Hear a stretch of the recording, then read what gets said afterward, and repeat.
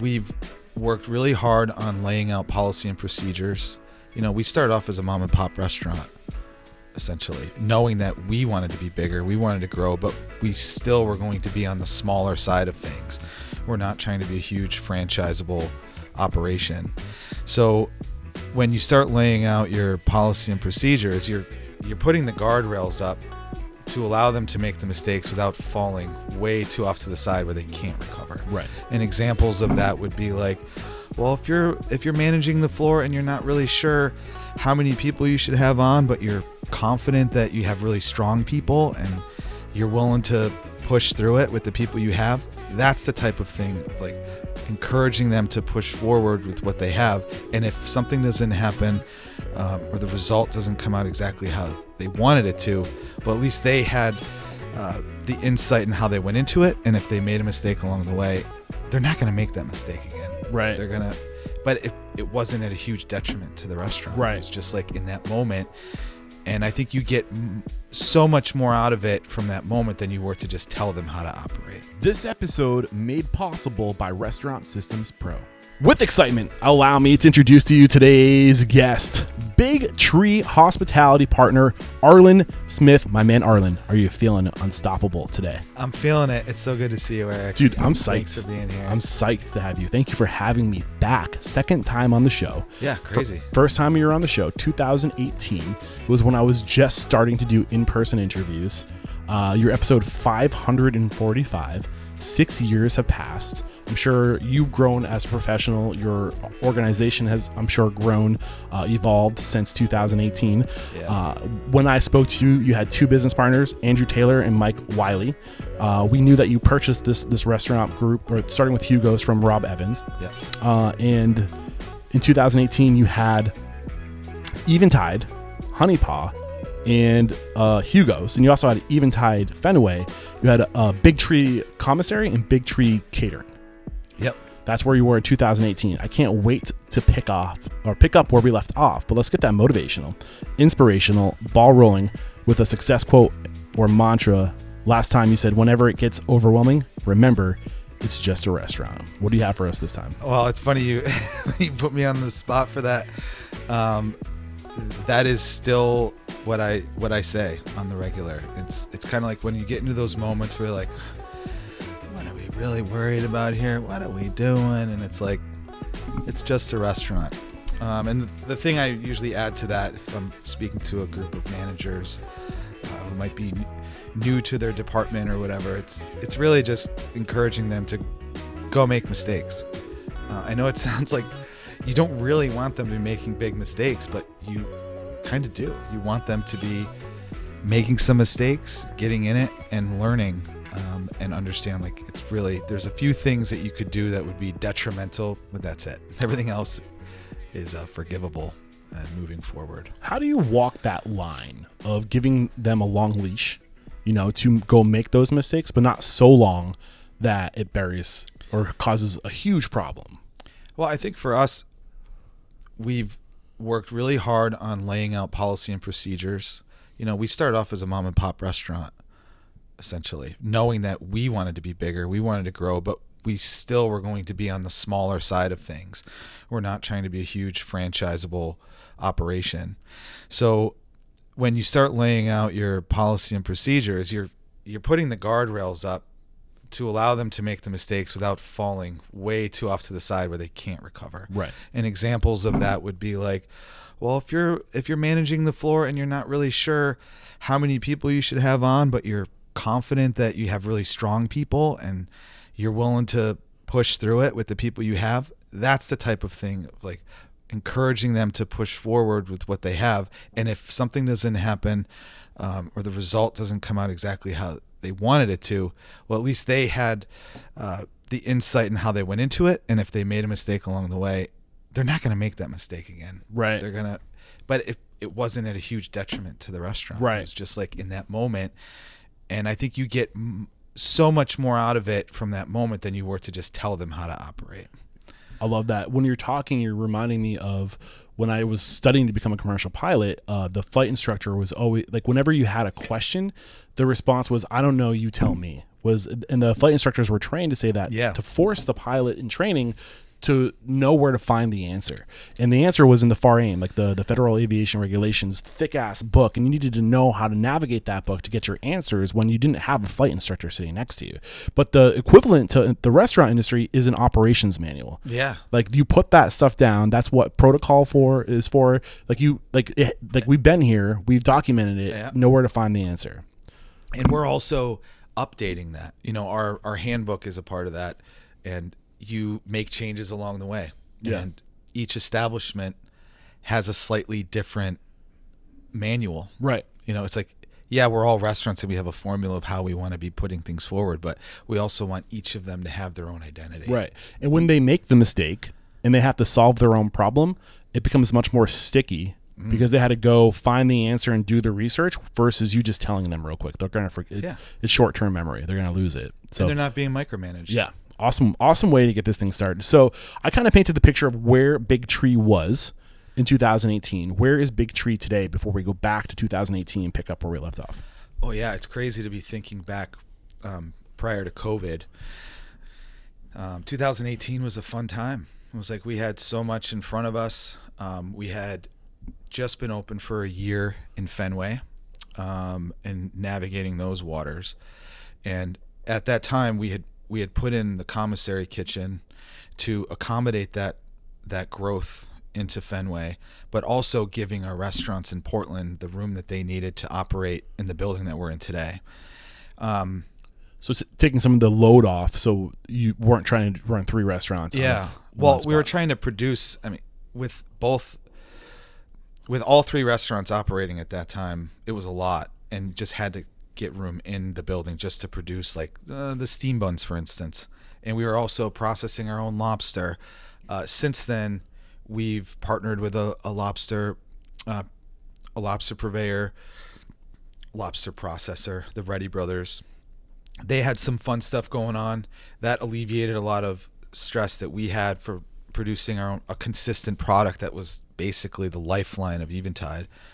The question was, where are you today? So you kind of went back to 2018. Do you still have 4 restaurants? No. So where we're at today, well, I've said goodbye to one of my partners. We have all of those restaurants except for Hugo's, even though it's still in our building. We've said goodbye to the restaurant itself. That's being utilized by Eventide and the Honey Paw and Event Space. Is the branding for Hugo still there? Yeah. Okay. Yeah. I mean, we're going to be talking about COVID, but COVID, it was an instant wipeout of Hugo's. It was like when we closed, we basically came back from a break. Hugo's always had a winter break. Came back, opened it up for Valentine's Day, and it was that menu. We brought that whole menu back, ready for basically winter into spring, and within 2 weeks it was shut down. Now Hugo's for us was it was everything to us. Even though it was the least amount of business that we did, it was our fine dining establishment, is where we were all together. Right. It's what we were wanting to continue on. It's what started it all. Yeah. And it was also like the incubator for a lot of the food that we were doing. So saying goodbye to that was really hard, because the staff itself got absorbed into our other restaurants. We wanted to hold on to staff as much as possible. Yeah. So that's what we set our focus on. So where we're at now, we shifted gears and went down the market route. Hometown, seaside farmers market / village market. So retail and restaurant. Okay. It's so wholesale and retail. So basically what happened was we were 2020 hits. We closed Hugo's. We end up doing just takeout at the other 2 restaurants, and really just trying to figure out what the hell's going to happen on the other side of this thing. Right. We had a lot of stress from our staff alone, the people we were trying to protect and to keep employed. And there were a lot of different demands that came out of that. Like we had to protect certain people from certain things and others from others. It was a very difficult navigation period. But we ended up, diving into it head first and in protecting them. But a lot of other things sort of, I think, led to where we are today. But through that process, closing down Hugo's, it was that spring of 2020 where Higgins Beach Market, which is this really cool farm stand market out by Higgins Beach in Scarborough that has been there since the 70s, 60s, 70s, just a farm stand mostly, but it had a kitchen in it. Something that I've seen since I moved here in 2009. Whenever I get away from the city, you'd go to Scarborough, Beach, Black Point Inn, Ferry Beach, Crescent. That whole area right there is just a really quick getaway. It's vacation land. So in 2020, there's a gentleman who grew up in that area who now lives in New York, wanted to continue on the tradition of Higgins Beach because it was being sold. He had no way of being an operator. He was just like, I want to see this thing continue. How can we do that? And he knew that his little brother went to school with one of my partners at the time, Mike Wiley. So he was like, hey, do you think the Big Tree Boys would be interested in being an operator in a small, street side market? And immediately Andrew and I were both excited about it because it has like this nostalgic feel. Mike brought it to us. He felt the same way. Like this could be an opportunity. We don't know what it is, but we know we're not really doing restaurants right now. And a lot of people are going to want to be outside for COVID. It's near a beach. Like, how do we expand into that? And very quickly after saying yes to that, becoming an operator, just an operator. We didn't have to come up with capital for kitchen equipment, for much. What's the term? It's escaping me. I've spoken to people who do this. It's not like it's a something agreement, like an operations agreement. The model of like going in, not owning any of the assets, but owning the brand, or the intellectual property, the recipes, and that sort of thing. I think I'm not sure of it either. Okay. But basically, the operation, it was always Higgins Beach Market. You could change it to whatever you wanted, but he was looking to have someone who was just going to take it and continue on the business that it was, which was like 40% restaurant or like sandwiches and things, and then 60% snacks and beverages. Think of things that you'd want seaside. When we got in, we saw it as an opportunity. Now, you were aware that we started our commissary kitchen. That was up and running by 2018. Yeah, I want to pull Larry's back on that for sure. And that was our way of like basically getting out of this building and expanding anywhere else. Just being able to do what we do well for this building, we needed an outside space. But when COVID happened, you start to really fold in on yourself and like try to hold on to the things that are important to you. You're protective of it, and you want to see like, well, when's the next shoe going to drop? Like, what else is going to happen here? We got to really protect ourselves. We're getting through COVID. We've got this market coming online from 2020. As soon as we opened the doors to Higgins Beach and the word got out that it was us, there was an expectation from the guest perspective and put a lot of pressure on us. But we, I think we handled it pretty well. We took it on and saw it as a challenge of like, these folks want what they've always had there, but they're not going to get it. They're not going to get the same thing. We want to show them that they're going to get something better, but it's different. So these folks being the partners or the end user consumer? The end user consumer. It was like the surfers, all of the rental properties that are in this small little community. That's who we're servicing with this one concept. But what we figured out was that the restaurant component, this small little kitchen that's attached to this thing, we turned the sales on its head to be 60-40 restaurant retail as opposed to retail restaurant. And that means our products that we're producing in Biddeford in our commissary kitchen, all of our buns through our bakery, all of our pastries, which normally were coming out of a frozen box there.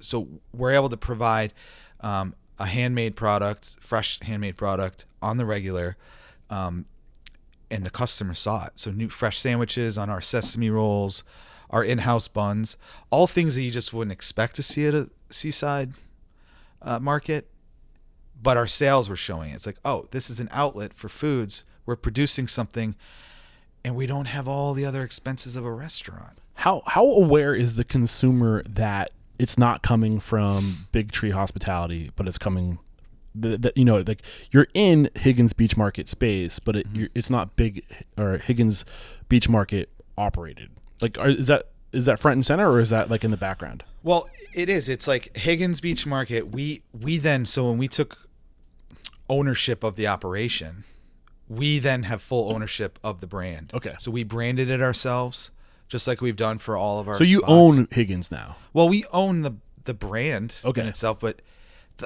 we don't own. We're paying the landlord. We're paying a lease. Got it.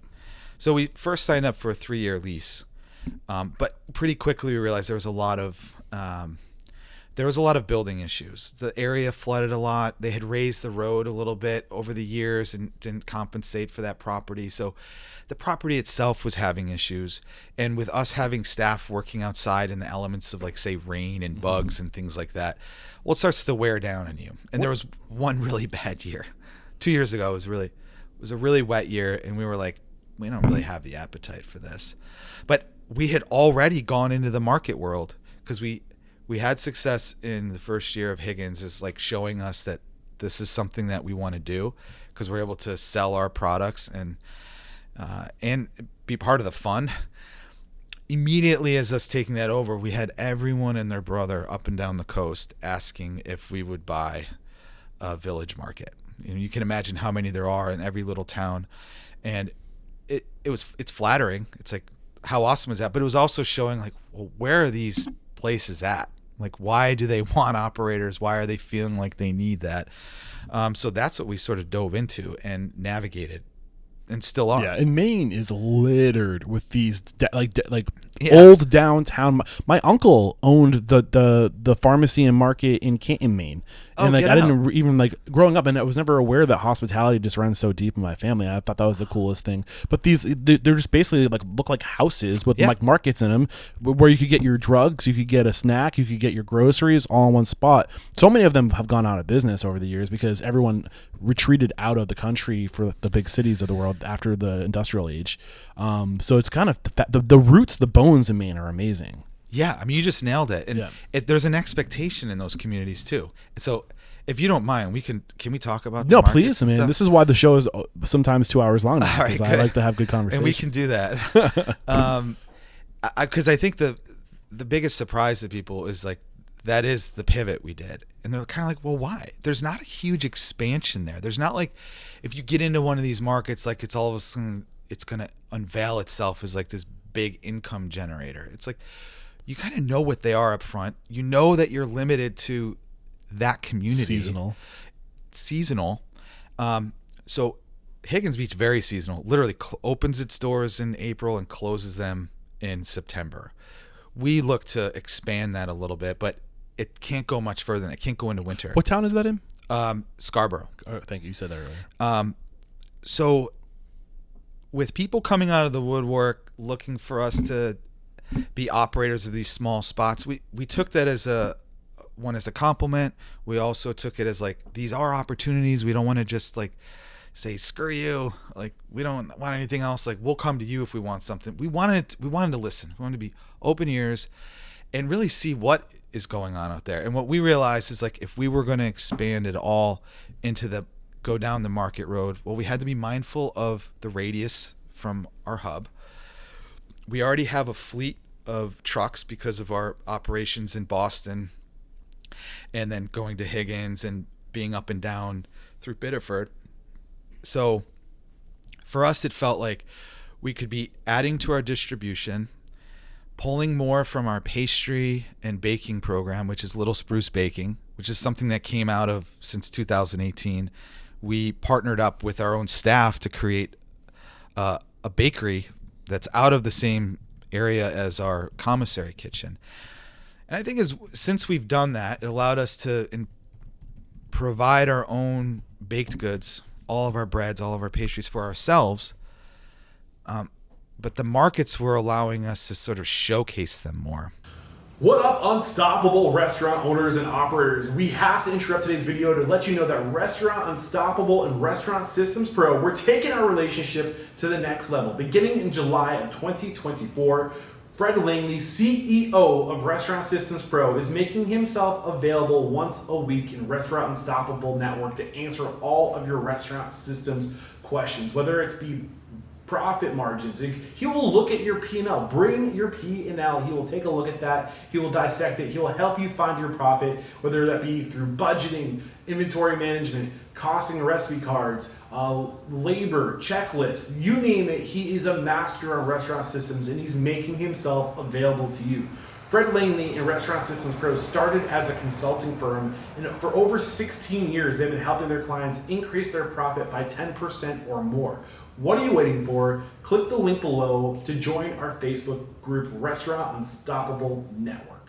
Anyway, without jumping too far ahead, Town Landing Market. Can I add to that real quick? Yeah. The last thing you said was Town Landing Market, to pick up your train of thought. Yeah. The other thing I think you're doing, which is really smart, is you're lowering your risk while expanding, because you're not having to invest your own capital liquidity to go into these spaces, to buy up these spaces. You're just the operating partner with your brand. So like in terms of risk, like go try it, operate it. If the product's moving, great. But if it's not moving, then you didn't invest in $1 million building or whatever, a big giant building. So like there's low risk, and maybe there's future opportunity for you, if things are going well, to maybe take over the building, right?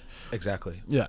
And you see, like, Town Landing was a good example for us of showing us what the market capabilities could be, because Higgins Beach was seasonal. So getting all up and running to open those doors, to know that you're also going to have to close it all down, right? Like that has its own problems, and then getting it staffed up. Like, well, that's one of your biggest expenses. Huge. So you don't need to keep it staffed during the off season. Yeah, but getting it staffed for season is a challenge, that's because true. you're like, you want to find a chef, you want to find a front of the house manager, someone who's going to take care of all of the ordering, and someone who's going to take care of all the food safety. Essentially, you need those two people. And it's just this year where we finally struck a chord where we're going to be able to have the same people back. Okay, so many questions, but I don't want to slow your train of thought down. Did you just finish that train of thought that I pulled you off before? No, so Town Landing, with that showing itself as like this operator opened their books to us, basically. We were able to see what a full season operation looks like, and they're trying to sell the operation. And this was the first look that we had at possibly buying a property and having the equity. We don't own any of our properties. So like this building we're in here, we have a really awesome lease. Our spot in Boston, we lease. Our commissary kitchen in Biddeford, we lease. We don't have all of our money tied up in real estate, but we also can't lean on that. So this was an opportunity for us to see the potential of having some ownership. But the way that it was laid out in the structure of the deal is that the business was wrapped up in the cost of the property. So as we went into it, looking to see if this, we had Andrew's brother-in-law and sister who wanted to go in on the property with us. It was going to be a way for us to like have a partnership with this whole thing, but we're going to run it and then have some equity. It ended up that because of the way they structured the deal, that just wasn't going to be possible. There's no way that the real estate was ever going to add up to that. So if you think about, without diving too far into investments in real estate, it's like if the whole deal was set at $2 million and the business is only $400,000 and the building itself is only 1.2, there's a huge discrepancy there, and you're not going to make up for it with just purchasing the business for more. Like there's no way we were going to be able to get into the investment side of the real estate. So we still went forward with the deal. We still were able to get the building underneath Andrew's family. So they own the building, and we own the business itself that's operating within that building. And then we're responsible for that whole thing, right? The outside, the inside, which has deep roots in that community. Yeah. So like there's a telephone booth on the cool. porch that if you move that telephone booth, I definitely want to go check it out next summer when I'm back in Maine and I'm bored of being at the cabin all day. I do want to offer some context. So if you did not choose the pause today's episode to go back to episode 545 to kind of pick up on the first 15 years of Arlin's life. He gets into his partnership. He's got 3 partners, Andrew and Matt. Matt has Mike. No, and Mike's no longer with us. We haven't even gotten there yet. Yeah, Mike is no longer with you. I do want to get into that because we talked about in the first episode the importance of partnership agreements and having exit strategies. So I want to get into how that has served you because I'm sure it came up. Right. So basically, the way that you guys all started with Hugo's, you worked for Chef Evans and his wife, her name's Nancy. Thank you very much. They basically wanted out of Hugo's to focus on duck fat, a staple in Portland. You 3 partners, again, Arlin, Andrew, and Matt. Mike. Why do I keep calling him Matt? Mike went 3 ways on Hugo's, and you expanded there out to Eventide and Honey Pot, and then you did the commissary and you scaled Eventide. So that's kind of where we were. So I guess you're bringing in the partnership. So a lot of the money that you got originally to start Hugo's came from extended family, and you had a friend. Yeah. So we basically funded our 3 ways. Our purchase 3 ways. So we had some money from Andrew and Mike's families, and then we reached out to a friend of ours through Hugo's, who was basically an angel investor. Got it. So it sounds like your investors, i.e. extended family and friends, said, well, it worked the first time we invested in them. Let's continue to invest. And you're still going to those resources to No. The beauty of it is that the angel investor allowed us to hold on to our equity split 3 ways. And we didn't share it with anyone else other than some expansion later on where we pulled in a longtime childhood friend of Andrew's, who had some family money that we used to launch into the Hugo's renovation and the expansion of Eventide to really just give it a little bit more room and a fresh take on Hugo's. And it was through that process that we realized Eventide is way too big for itself and it needed more room. Yeah. So we went out shopping for some commissary space in Portland, but we quickly realized that space wasn't available and it would be too cost prohibitive for us to do that. So we ventured into Biddeford, where the Pepperell Mills space was up and coming, and Doug Sanford, who was in charge of all of that, really helped us get into one of their buildings that had never been developed yet. So we were like the kickoff for it.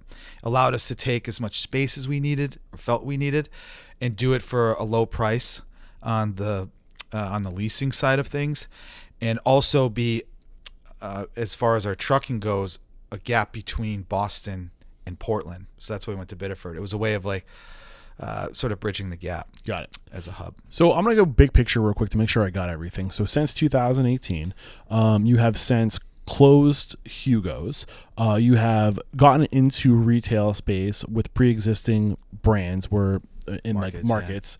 Yeah. You are continuing with the commissary. Anything else? Little Spruce Baking. Little Spruce Baking. You added a baking concept, and you're using that concept to feed your retail and and all the restaurants. All the restaurants. All the sandwiches. You're still going strong with Boston, Eventide. Anything else that's new? You lost a partner. Yeah, we said goodbye to Mike in 2022, end of 2021. So basically, the way I look at it is at the beginning of 2020, Mike, who I just want to say our partnership was 3 of us: Andrew Taylor, Mike Wiley, and myself. And it's something that I'm still so proud of to this day, of how we got together, how we continue to stay strong together. And going into COVID, we got to see each other in the darkest of times and see how we're going to pull out of it. And knowing that Mike was having his first child was popping out right as everything was closing. Everything was being shut down. So I think it really turned him in on to look at himself and what he's doing. And he was able to figure out a way. He basically took 2 years to figure out an exit out of Big Tree, which we really appreciated. And thankfully we were able to get to a point with him where he felt like his exit wasn't going to hurt the restaurants and that we were all going to be able to live on and be friends with each other. When did his departure happen? So it was right at the end of 2021. Okay. So literally we just be able to line it up on a calendar. Almost 3 years. Yeah. It's crazy. So one of the things you pointed out in the first conversation we had 6 years ago was the power of a trilogy partnership. Yeah. Because, there's always a 3-way vote, right? So there's always there's always a breaking vote to break the tie. So how was that dynamic changed? Well, it was great because we figured out pretty early on, because we had been working with each other for 3 years, like what some of our likes and dislikes are. Also, certain things that do you want a dog in that fight or not? And I think when it came to things where we just knew what the other person was thinking, it was a lot easier to navigate. But when it came to things that were tough, it made it a little easier because we knew that whatever the decision was, that the deciding factor is we trust it. Yeah. It's like we set it up that way. Back to the partnership agreement. When you said you set it up that way, were there clearly defined out roles? Like Mike are responsible for these things. You, Arlin, are responsible for these things. Andrew, you are responsible for these things. That falls into your bucket. You have authority on that decision. So did that kind of? Okay. Yeah. There was some clear lines and some not so clear lines, and we would navigate them as we went along. For example, whenever it came for us, an outward voice, like an email or a press release or something, my other two partners, Andrew and Mike, one went to Bates and one went to Colby. So they already had a rivalry. They already knew how to sort of fight with each other like buddies and sort of nitpick at each other. So breaking down a message was fun to watch, and I could sort of sit back and be like, I agree with this completely, let's push on this. But I knew that the wording and everything was going to come out professionally, and with one who has a master's in rhetoric, Mike, yeah, and the other one who they're both self-taught chefs, so they both bring a lot to the table, and Andrew was bringing a lot of money sense and economy. So each of us had a slightly different approach to how we were seeing the restaurants, but we were all in it together for the ultimate goal, which was ultimately taking care of our staff, which was taking care of our guests through our outlets. Got it. Yeah. So back to the partnership agreement. How did you establish that? So when the time came in 2021, when Mike did want to depart, you were like, this could have been way worse. What were the things, regardless to exit strategy, that you did well, that you think, or maybe things that you think you could have done better? I think that you probably could ask anyone who's gone through it that it's not something that is enjoyable. No. It's not something you ever want to be signing yourself up for. When we found out, it was at the end of the summer of 2020. So September, it was right after Memorial Day. I know it specifically because we told each other for the 2 months leading up to it that we're not going to see each other. We're going to have our heads down. We're going to get through the summer, and let's talk about it at my place after Memorial Day, or Labor Day rather. So we had this meeting set up for months, basically. We took care of everything else with the restaurants, didn't talk about any future plans, anything else other than knowing we were told everyone, we're not talking about anything, guys. We're going to be having a meeting together. We're going to dive into this together. And we did. We had the meeting. It was 3 hours long, and we dove into it, talked about all this stuff, and then at the end of it, Mike emotionally told both of us that he wants to find a way to exit Big Tree. When you've gone through a meeting where you're talking about all sorts of stuff of the past, where we're at currently with COVID, what is likely going to happen in the future, it was really difficult for us to even see much farther in front of our face, let alone what was about to be dropped by Mike. But it was because of the way that he approached us. He had done a ton of legwork himself without bringing us into it, because he knew what type of impact this could have. And he tried to lessen the blow as much as he could, in my opinion. And the way that he approached us was just so heart and hand, and wanting to come up with a way that he could leave with something, but he knew that he wasn't going to be able to leave with what ultimately we all think it's worth. In my mind, he's worth everything. He's worth all of it. It's he was such a big part of our success and our story, but the way that we set up our partnership agreement, the way we set up this business, is to prioritize the business. Right. It's a unique setup in the sense that we didn't set it up to protect each one of us individually. We literally, like, all three of us are replaceable. We knew that the whole time. Well, you want to create that type of business so that if one day all three of you were like, we're out of here, then you can sell an asset that you've built together and cash out. And you don't want a business to depend on a person. That's not a scalable, sellable business model. It's not a good business model. Well, you just nailed it. Yeah. So I think I might have, you kind of made your point that if you gave away the house with the departure of Mike, then you're not putting the business in a good place. So you had to put that at front and center. And that was the agreement from the beginning, which is why it's so important to have these partnership agreements. So before you ever get started, we all agreed to this in the beginning. Yeah. And you said that Mike did all this legwork, but prior to the departure, but you really did most of the like, how much more work would you have had to do if you didn't sit down together before ever getting started? So, I mean, what, I guess is there anything we're missing in terms of advice to navigate those waters? Well, I think it's helpful right now. Currently, Portland is under a lot of stress with its restaurant scene. There's a lot of closures on the horizon. A lot of things in our industry as a whole. It's across the country, man. Yeah, but we're seeing it real time right now, and a lot of these folks are reaching out to us. So we're seeing the approach of many different restaurants, of whether it's like a sole proprietor, people exiting. And they're just looking for some guidance on how to do it. And it's amazing to see, like, there's an expectation that just doesn't line up with reality in some areas, and I think there are folks who think that having ownership of something automatically gives you that percentage of whatever that thing is worth. And there's just so much more to it than that.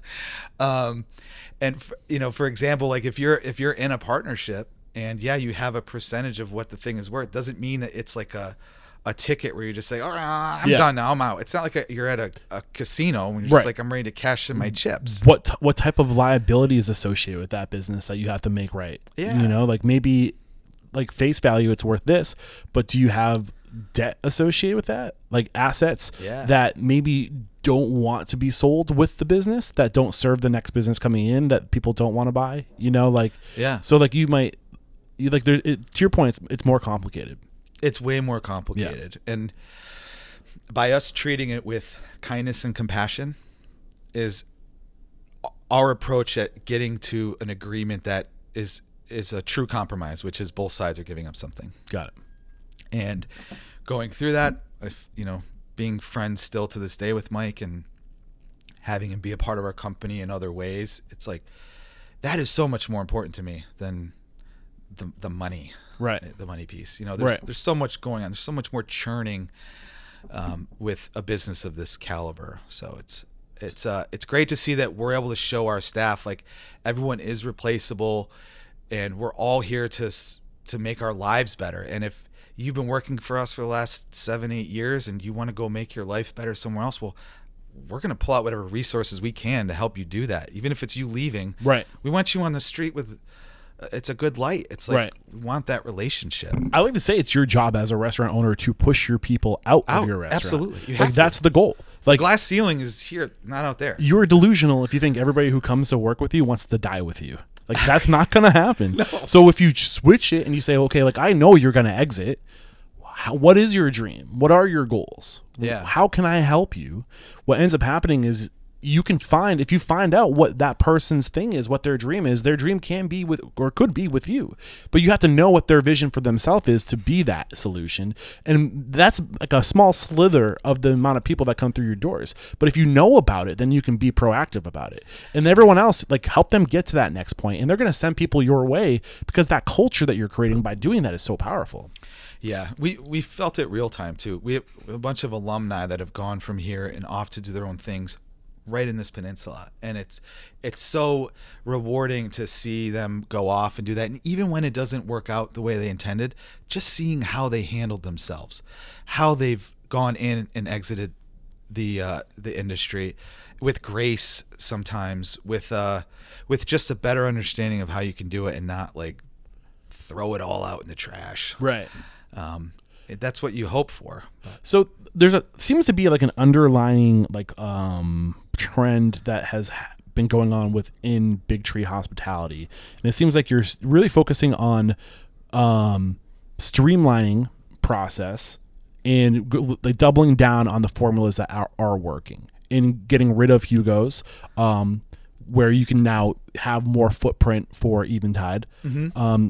Also, Hugo's, while being a previous James Beard award-winning restaurant and having all these accolades, in terms of operational expense, cost of goods, labor, that's a hungry hippo. Yeah. Just mental bandwidth to keep that creative element going. Yeah. So I can see from like it's your evolution as a restaurateur of like, are we here for ego, or are we here to be profitable so we can take care of our people and create opportunity? Yeah. The latter. Right. So I think that there's a shift going away from the James Beard award-winning restaurants right now. And I think it's a healthy shift. Yeah. I think a lot of what was driving our industry for the longest time was ego. I'm not legitimate until I get an award, whether that be James Beard or a Michelin star.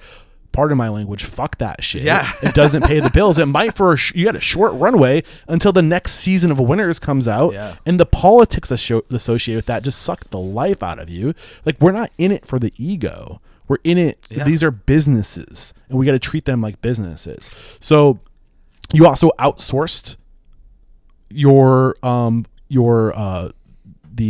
lobster processing. Yeah. Like, why that's a huge labor. Like, how much time does it take to do that? Yeah. That was I think that was done relatively smoothly on our end as far as like our trajectory. Like, I think it was important for us to hold on to the processing in the beginning, because we really, I was mentioning earlier, like, go make mistakes. Those were some of the mistakes I'm talking about, like us trying to process all of our own steam buns and all of our lobster for the brown butter lobster roll at Eventide, which, that was the hook. That's what got us on the map and produced the James Beard Award, like all that attention. It's like by pulling all of that in, it's good marketing material in terms of like this idea of everything being in-house, but from like a profitability standpoint, doesn't make sense.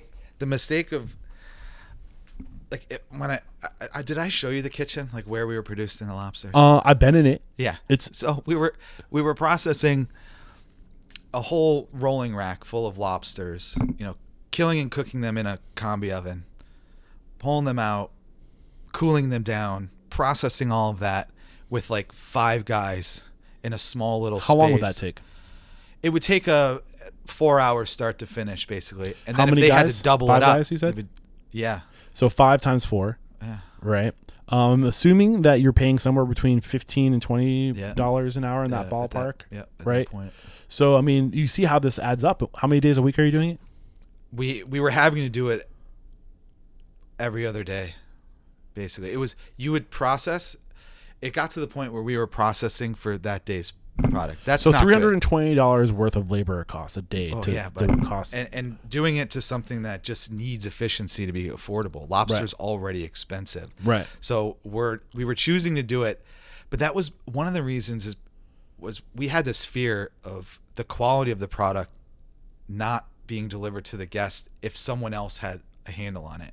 Now, the reason for that is like, well, if you go buy lobster meat, like cooked processed lobster meat at any of these spots down here, they're taking their lobsters that are about to go out, they're boiling the hell out of them, they're cooking them fully, and then they're pulling them apart just by hand, whoever's touching it, whoever's chunky or not chunky, smaller or larger.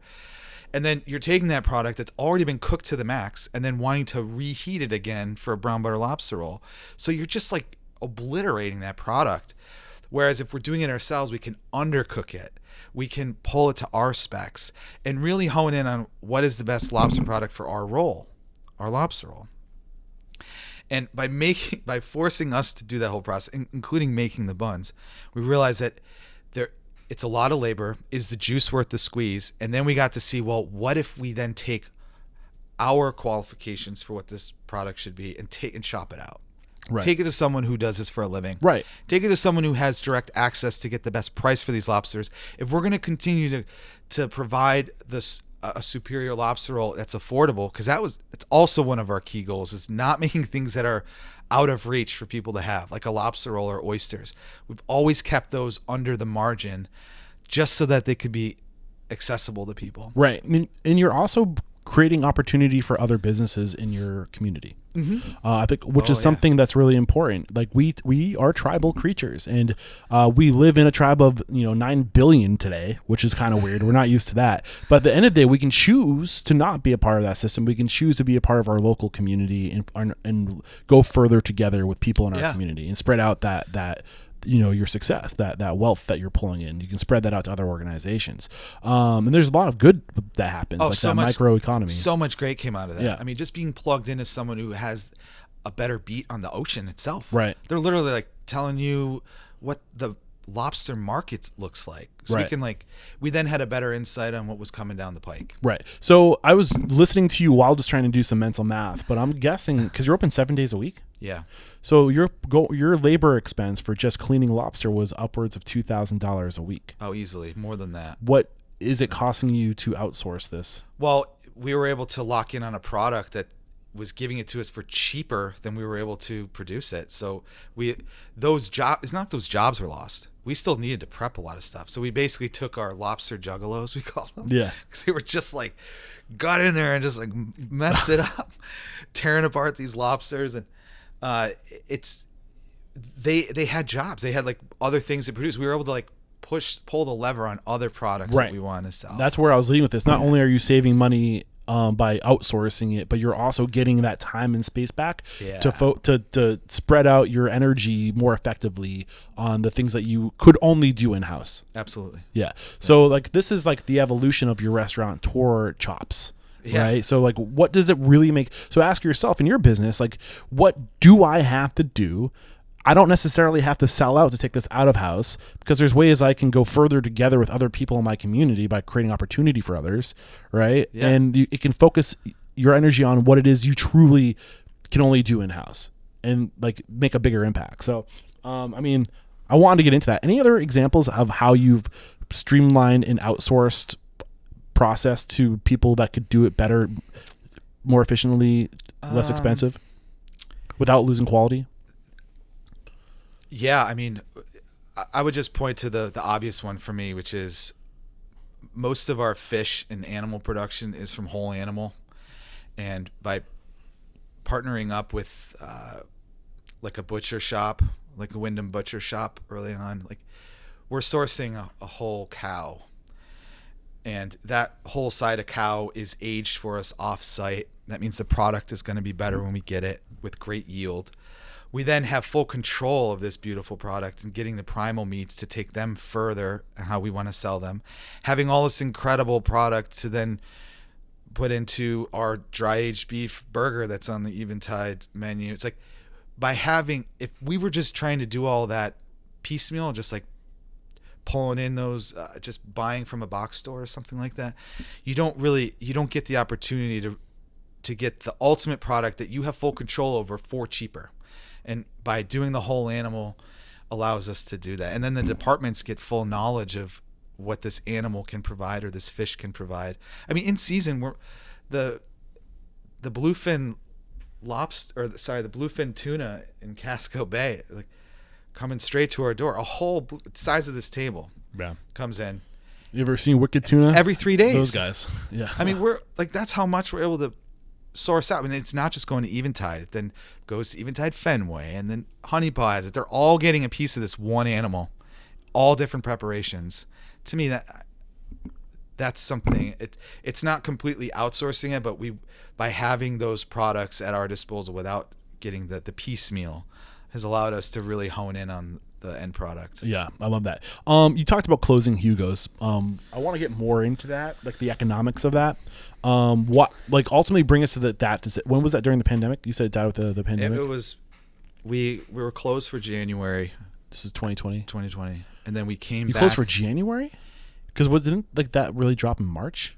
We're talking about 2021. No, so what we do for Hugo's is because it's such a seasonal town, is that Hugo's always would typically close for a month or so. Even more so with Rob and Nancy, longer. We've shortened it. We've shortened it down to like... It's your slow season too. It's our slow season. And when you look at the numbers, if you're able to lose less by closing, that's just what we did. So we did that right after New Year's, knowing like, all right, we'll close it.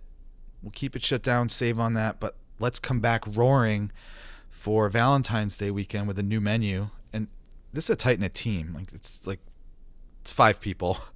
It was 5 people in that, 6 people in that kitchen with the chef. So honing in on that and then saying, well, you're all going to go, all the workers here are going to be eaten up by our other 2 restaurants. We're going to find homes for you. We had to figure out like opening up for that Valentine's Day and I think it was a week after. It was a week with this menu of saying that we're not going to be open. None of us knew what was going to happen. I didn't think it was a possibility for anyone to shut down a business, for a government to shut down businesses. I didn't know that was a possibility. I didn't think it could come into my brain. So we were all dealing with this real time.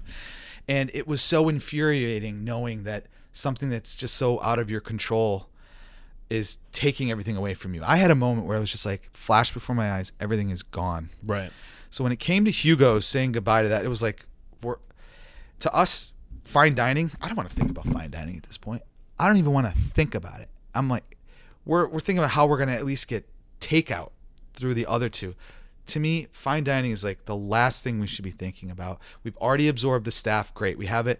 Let that be a pipe dream for another day. Let's figure out what we're going to do with Hugo's. We literally just said, we don't know what we're going to do with it. For 2 years, we just tell everyone, we don't know what we're going to do with it. It took us 2 years, I think, to announce that it was finally closed because we weren't prepared to say goodbye to it yet completely, but we also didn't want to just come up with an idea because people wanted something in there. We were seeing the value within ourselves in the sense that we needed space for the other 2 restaurants to operate better in the new climate. What % profit was Hugo's doing compared to Eventide and Honey Pot? Are you comfortable talking about that? I'm trying to think if I can remember. Ballpark. It's just such a fraction of what the other 2 provide. Right. Let's say it was break even. Okay. Essentially. You know, if you factor in the winter into it, and at that time where we were at, maybe 10%. Right. And I think I might have interrupted your train of thought. Do you remember where you're going before I asked that question? No, I was just filling you in on like the exit of like us deciding to say goodbye to Hugo's was like, we had at this point said goodbye to Mike. Like now we're deciding like Hugo's isn't coming back. Mike was such a huge part of Hugo's. Right. Like to us, it was just like fine dining's gone. Not that it is. I don't feel that way. I think it sorry. No. What do tell you me. think? Say it. Well, I don't think fine dining is going anywhere. It's not going to disappear. But I think that there was a period, like through the early 2000s, like end of the 90s into the early 2000s, the consumer palate really started to refine. There was a growing market for fine dining because with the advent of social media, now all these small markets are seeing what people are eating in New York and Los Angeles. Molecular gastronomy. Yeah. So I think there was this period, and then it also became sexy too. In like the early 2000s. Now you have all these young people who are like, I want to be a chef, and everybody was trying to be a Michelin star, James Beard award-winning chef.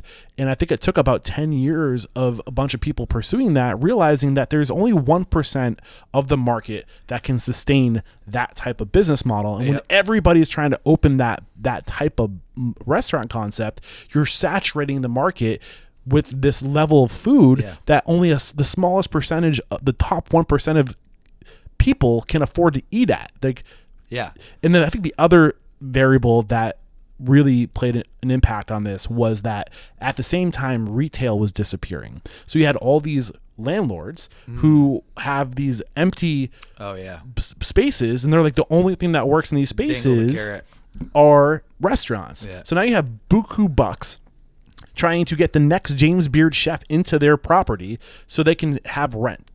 basically. So it was like this flash flood of fine dining, and it was trendy, you know, but that the market couldn't support the trend. There was an end of the runway with that. And I think the savvy restaurateurs realize that you can still offer quality, but you can put all of your energy into doing a few things really well and create process around that, and instead of trying to go out and be a flash in the pan to get an award.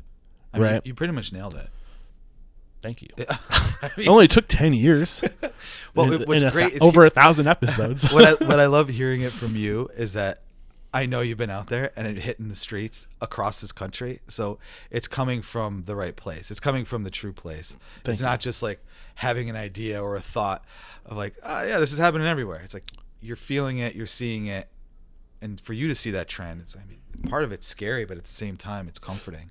We gotta serve the market that can serve us. Yeah.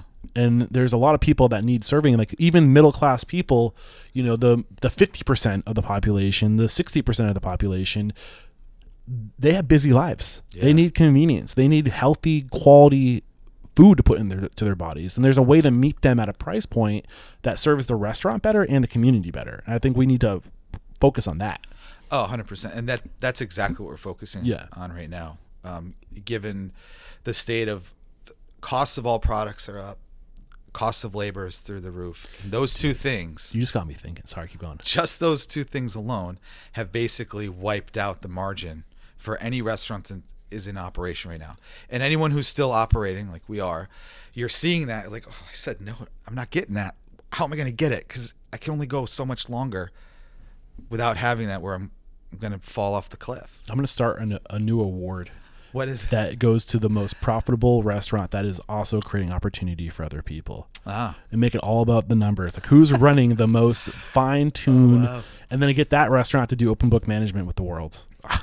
And to teach how we do this. Imagine what that would give everyone, though. We could change the world. Yeah. If you can go into communities and lift up restaurant owners, all they do is lift up the people around them. So if you can lift restaurant owners, you can lift their teams, you can change communities. If you change communities, the world starts to change, man. Yeah, I mean, thinking about it like this, like the amount of people who reach out to you personally to get information, it's like if it was available as an open book more, someone can actually see what other possibilities are, you could definitely change the industry in a positive way. Yeah.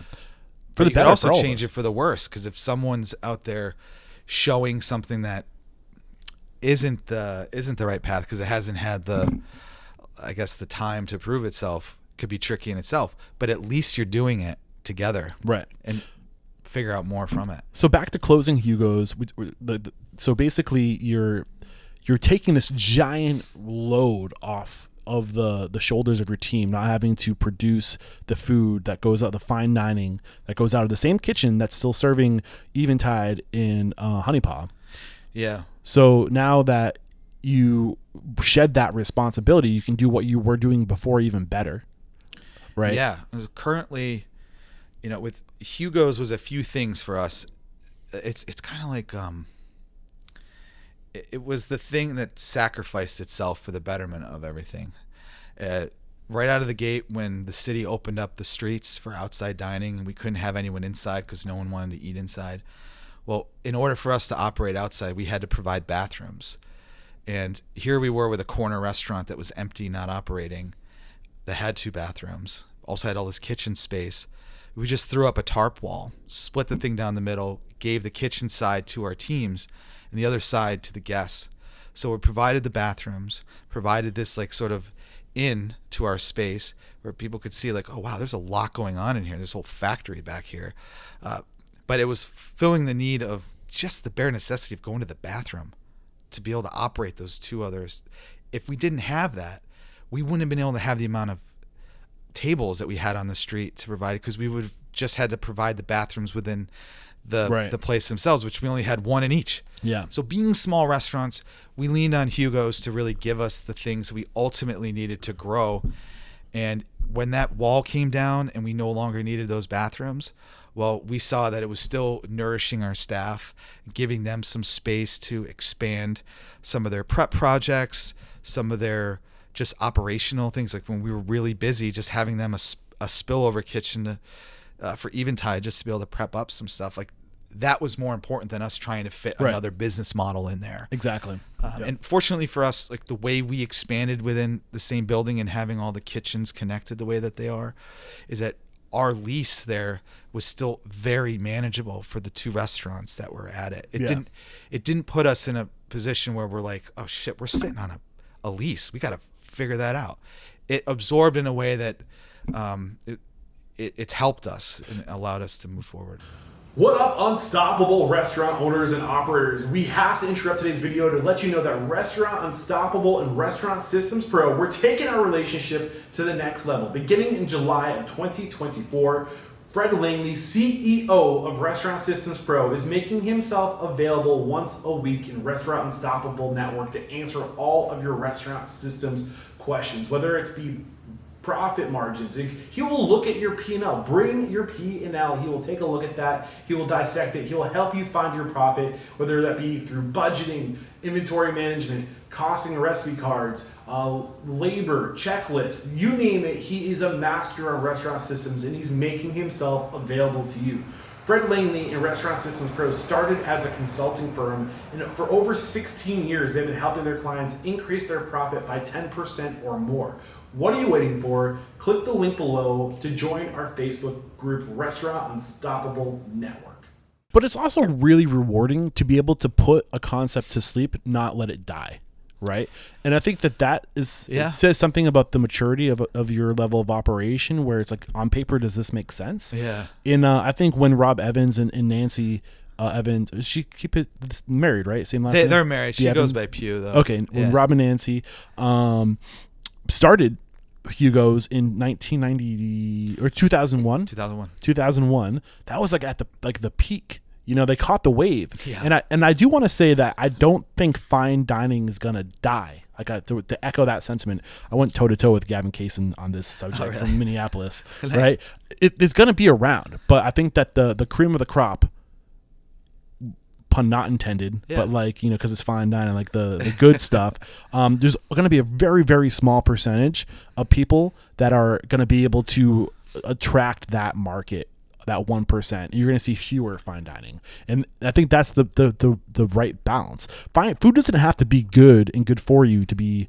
It does have to be fine dining, you know. I think what we're talking about is redefining what this term is. Right. Because in my mind, even when we had Hugo's open, we were fine dining. We never really looked at it in that light. We broke down a lot of the formalities, like no white tablecloths, no like not too much of a formal service, like even with our wine and certain things that you would expect at a Michelin-starred restaurant. We were trying to get away from, but still providing these like lengthy multi-course blind tastings. Right. That is fine dining. But also sitting at Eventide, having these fresh crudos that fish out of the water from a day. It's like incredible product.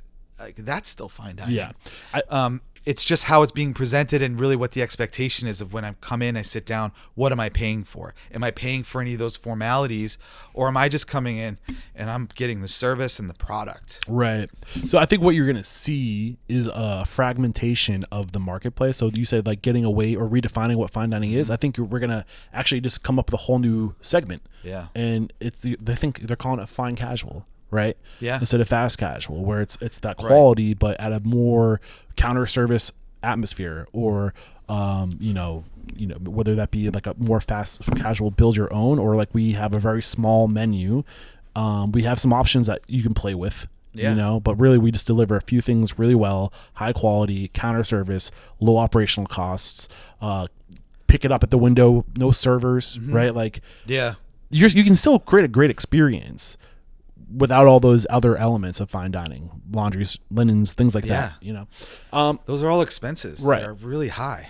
Right. Okay, so the other thing I wanted to talk about is the commissary. I want to pull back more, because you guys in 2018 were just launching the commissary. It was basically, we built that for the expansion into Fenway, which we launched in 2017. Okay. So it was all around the same time. The commissary kitchen, Fenway, and these restaurants humming along. I mean, a lot of people look at commissaries to be solutions for a lot of different problems. Was it a solution for you? Oh yeah. I mean, for us, it opened up so much more. We expanded within ourselves down there pretty quickly. Some of the things that we pride ourselves in is our relationships with the people that we work with, including our landlords. Having a landlord like Doug Sanford at the time, someone who's just like wanting to figure out solutions, wanting to figure out ways, and to be able to slice out a portion of a building, for them to say, hey, we want to do all this, we want to open up all these windows, we want to provide all these things. They have buy-in with us. They know that we've got buy-in to this thing and that we're putting a lot of our eggs in this basket. We quickly realized by having our catering blowing up and out of that space that it was never going to be enough space for us. So we've just been living with that currently. Okay. There's a few other things in the works that Andrew and I have honed in on that we're steering our company towards that I think is going to be a long-term solution for all of that. But for right now, like, we expanded into another spot with it just for some refrigeration. We have our bakery down there that also has we bought another bakery out in that same building, took their oven. We've sort of spread out down there, but this commissary kitchen has been like eye-opening. It's like we wouldn't have done it without having the team to do it. So it was at a time where we had 2 people in this building who were like, we're going to lose them. They're going to find a 9-to-5 job that works with their family. Meanwhile, they're workhorses. It's like, let's just get them out of the production here, or just the line level stuff here, and let's just give them as much room as possible. And they took that production kitchen to where it is today, to where we can say, like, all right, these are where the efficiencies are. These are what are enriching our company, and what's next. Yeah, I like to say 2 things determine growth: cash flow and people. Right. So if you have those people, if you're bursting at the seams with cash and people, then the natural progression is we need to find more room outlets for this cash and people, because we're going to lose it. You know, so and that's how, like, that's what kind of determines the growth. And your solution was commissary. Let's hang on to these people, find something that meets their desire, their vision for themselves, a 9-to-5. Right, give them that security in a setting that works best for them. And as you get these people coming to you, it's like, okay, well, we have the cash. Like, we're only as good as our people. How do we hang on to these people by creating opportunity for them? And that also is a win-win for you and your organization. Like, it's a solution for your business. So back to the commissary. What's the square footage and where is it? It's in Biddeford. That's right. In the Pepperell Mill space. Which it has a new ownership now. It's no longer Doug Sanford. But a lot of the buildings there have been converted into full businesses or residential. So we've been there throughout all of that growth. So we have a lot of our stuff established. We still have some growth issues, but for the most part, we have 6,500 square feet altogether. And that's split up with kitchen line, refrigeration space, a lot of refrigeration and freezer, and then prep space. Did you say the number? I missed it. 6,500 square feet. Thank you very much. 6,500. Okay. Yeah. And that has a loading dock that's close to it. Things that triggered our needs. There was also an empty basement in this place that's now converted to our storage. We've got almost equal space and storage of that below us. So things that don't happen if you're in a city like this, those spaces don't exist. So you've been operating commissary for 7 years now. Yeah. What lessons about how to operate a commissary have been like what were your struggles, your challenges with that, and like when did you overcome those things? Like, how did you solve those problems, if any? There's been struggles since the beginning, and there continue to be struggles there for sure. What were some of the tipping points for you? All of the I think it was just reacting to the needs of what the staff was looking for. If we felt like we were going to go too long of a period of time where something was going to be too much of a hardship to produce, we would make moves to either omit this thing or figure out a better way to do it. So, and that's just a constant struggle along the way. Like seeing how much the commissary is able to produce, how much they're willing to produce. All are things that we don't just manage from up here. It's not like we're like, do this. It's like we're looking for that. Hey, tell us when you can take on something more, or we've got a potential party which we need X amount of buns for this thing. Do you think we could produce that? They're telling us. So we're not just like throwing the demands on there for them to just like so it's bottom underproduce. Almost. Pretty much. or like two-way. We want them to know, like, we're not trying to put anything on you that you're not capable of. But if you are capable of it, we're all going to see the growth of it. Yeah, we all win at the end of Because the day. the raises you guys have been asking for, those will happen. Yeah. We're producing food, all of that. We want the people there.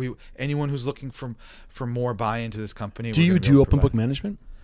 What do you mean? Like, do you like bring the P&Ls out? Like, do people know like how much, like, your top line revenue, where that's going, what your costs are? Yeah. How does that help? It's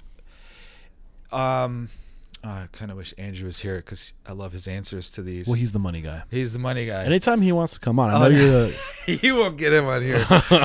Maybe. I think for us, I don't know how to answer that one. It's all right. You've been answering plenty of other things. I do want to talk about marketing and branding, and I know that's more your department. Correct me if I'm wrong. Yeah. I love all that. Anything stuff. relative to commissary that we need to know about? I do want to talk about one of the changes in the commissary is you have your bakery out of there. Yeah. So while we were humming along and wanting to do our own breads, Night Moves, which is a celebrated bakery here still, they had a lease space at the opposite end in our building. This huge oven in the space that they basically built the space around, so there's no way to just like bring it through the door. Giant deck oven. So we were borrowing each other's stuff on the regular basis. Night Moves was producing bread. They had some equipment that we could use. We had some equipment they could use. So there was this constant back and forth. And when she was going through her growing pains and just trying to figure out what she wanted to do, she was realizing that she just wanted to sort of shed the space, sort of shed all of that. She had other things going on. So we were able to buy the oven from her and take over the lease. And then she stayed in there and started paying us just for her small little corner of this space so she could continue operating. It was through that, like our growth in that period, where we started seeing like, okay, so baking and pastry, they kind of need two setups. Temperature is a big part of like laminated doughs. And then producing a lot of bread, you need more space. These are the challenges we're in right now.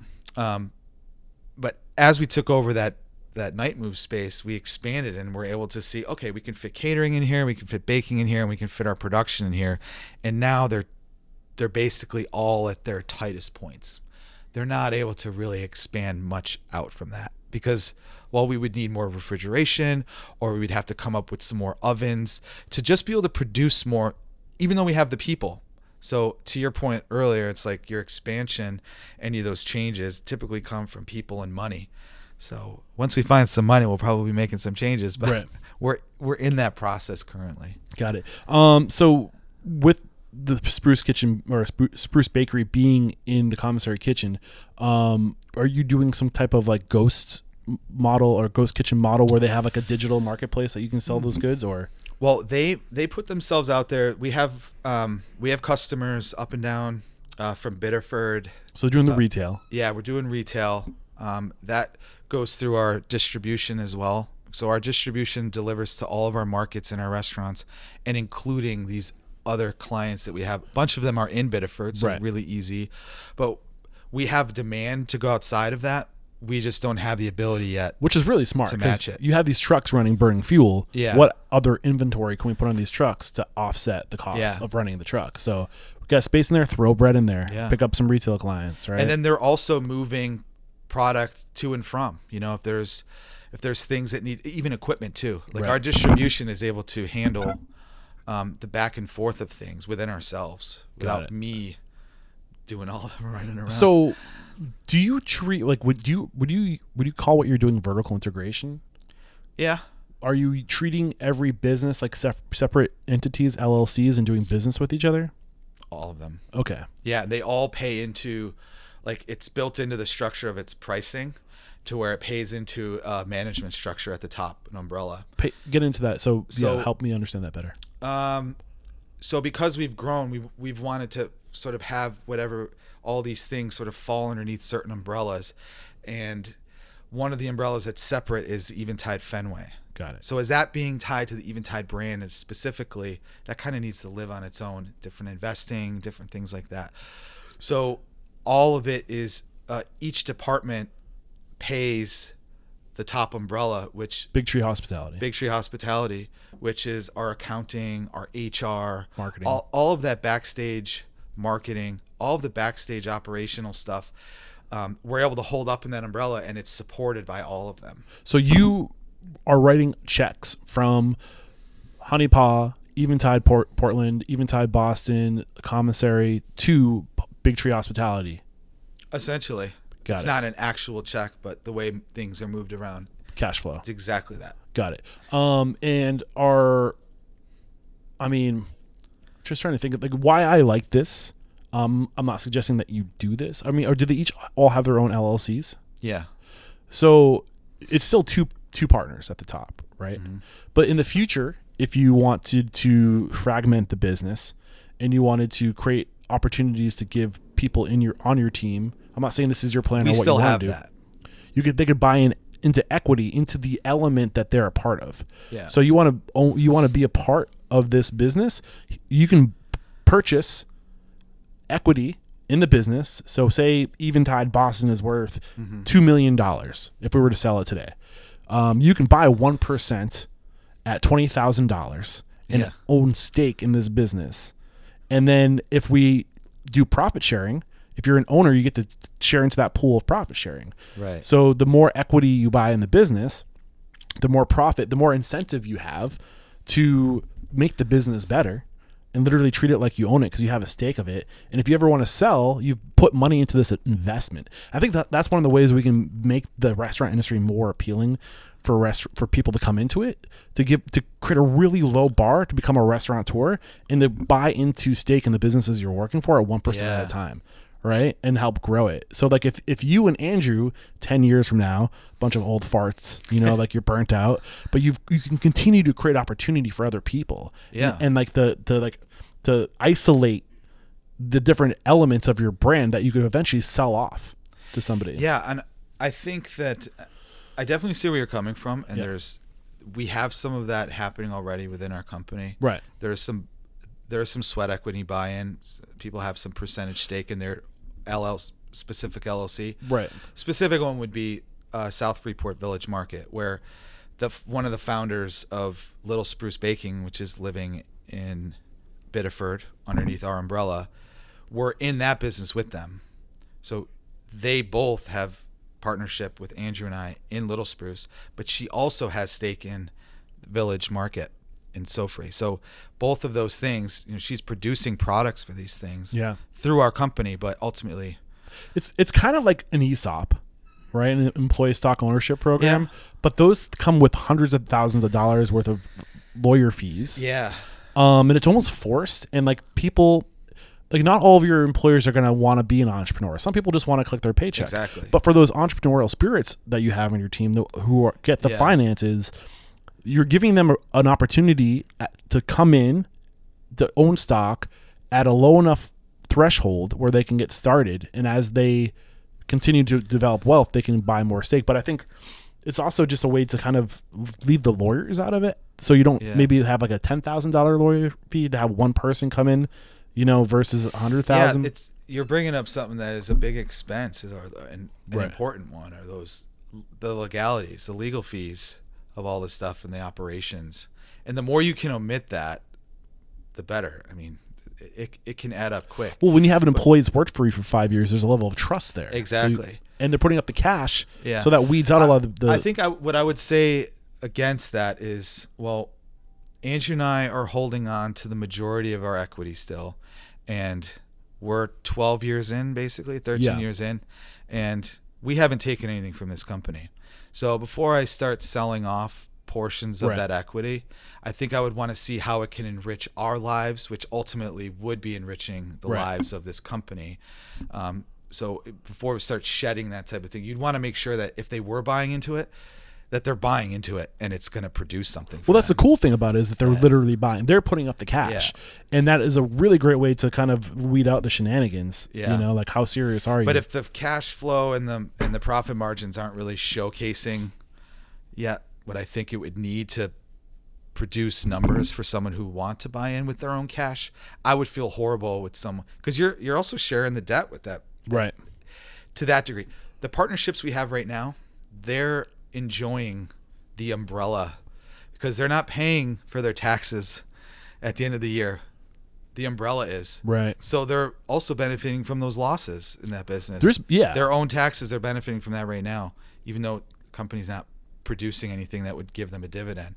So even within that, it's like we want to be careful. Yeah. Like taking, like not overselling the expectation of what an ownership really is. Yeah.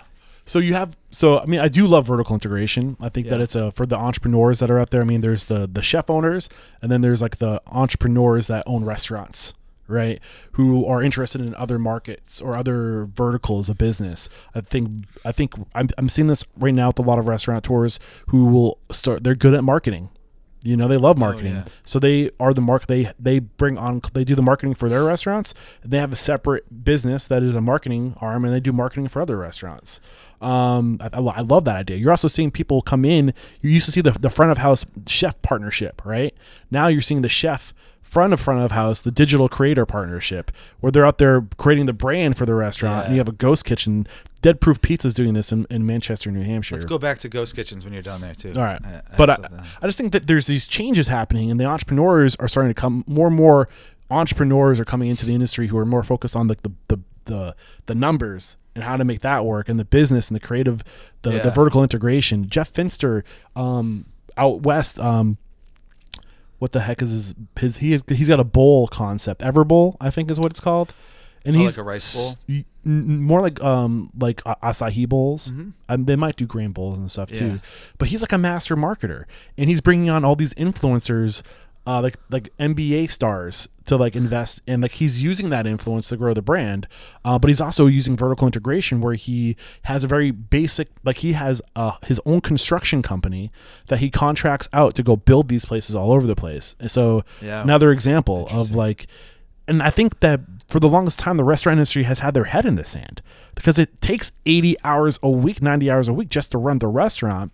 But we're getting better at creating systems and processes around that sort of thing, so we can get our heads out of our asses or the sand to see other opportunity. Yeah. Right. Back to ghost kitchens is what. Well, you mentioned ghost kitchens earlier out of the commissary. We actually have a ghost kitchen concept in our back pocket that we've used over the years. That came out of COVID. It's called XO Burgers and Wings. Okay. And a wing shop? We still have to go to Great Lost Bear for some crispy milds, I think is how you put it. Mild, extra crispy. They're now just straight buffalo. Great Lost Bear, still best wings. Guy from Buffalo. We still got to go get some wings someday. Yeah, we really should. Cool. But we opened up our burger and wings. It was basically a way of we talk about what do we do with Hugo's. So when that first year came about, that first winter, it was like Hugo's is going to be empty, and sitting here, I always had the beat of what was happening in New York over the years, and I always thought it was a really fun concept of like what those ghost kitchens were doing prior to COVID. So it's one of those things of like the having all these resources and knowing that you can still do something was like, we got to do this. We have to figure out, we had the people that were just going to be laid off or maybe had to go get a different job. Like if we can feed them hours and we have this product, we're making all the buns down in Biddeford. Hell, we're making all the patties down in Biddeford. And we also make all the wings for Honey Paw. What if we just up the production of those things and created a ghost restaurant, brand it for nothing? Our brand friends are on this floor right now. There are tenants up here. So let's do that cheap. Let's throw a little bit of resources at this. And next thing you know, we launched this concept in the middle of when it doesn't generate a ton of money. These things, it's not, for us, it wasn't about like striking gold. It was about lifting up that space and that opportunity for that moment. The people who are working it, some extra money in their pocket, feeding foods, our commissary kitchen, so they're producing it. That generates those people's paychecks. That was our goal. It was like, let's just get this thing operational, and then we have it living there for the winter, and then we close it up. And it lives online. That means we don't have to put all this infrastructure into the dining room, money that we knew we were going to have to spend on the dining room, because you let certain things go. Yeah. And you don't want to open those doors to a dining room where you've just let it go and expect people to just live with it. Right. It's like so without having the capital for that, being able to open these doors, we were doing because Toast Takeout technology really helped as well. I'm sure you could talk for days on just the technology that's changed. Something our I want to industry. talk about today. Yeah, let's do it. And we have long. We still gotta cover marketing and technology, and then the future of the industry. It's gonna be. But like this is why this podcast, I would go 3 hours, man. Yeah. Honestly, I think we're told that people want content that's 30 minutes long. I don't think that people really want that. I think the marketing companies want you to believe that so they can fit more content into an hour and make more money. That's agree. my belief. I'm more of a fan. When I sit down to a podcast, I want to be in it, especially if I'm on the road. If I'm driving to Boston, that's 4 hours. Right. Give me a 3-hour podcast. I'll fill the rest of it. There and back. Yeah. Right. So, anyway. yeah. Ghost Kitchen. The Ghost Kitchen thing was, and it's still living. Here's the greatest part about it. This is what I want to get to. So this thing lived through COVID. Did it. I mean, I remember diving into how to wrap burgers, like really things that we didn't normally do at our other spots, like diving into a whole nother concept was fun. Coming up with the recipes, putting it out to all staff. Like, we're going to have a wing competition. We want 4 flavors. That's how we came up with these dishes. And then it all lived online, and all the delivery people were coming through, and people just walking the streets coming in.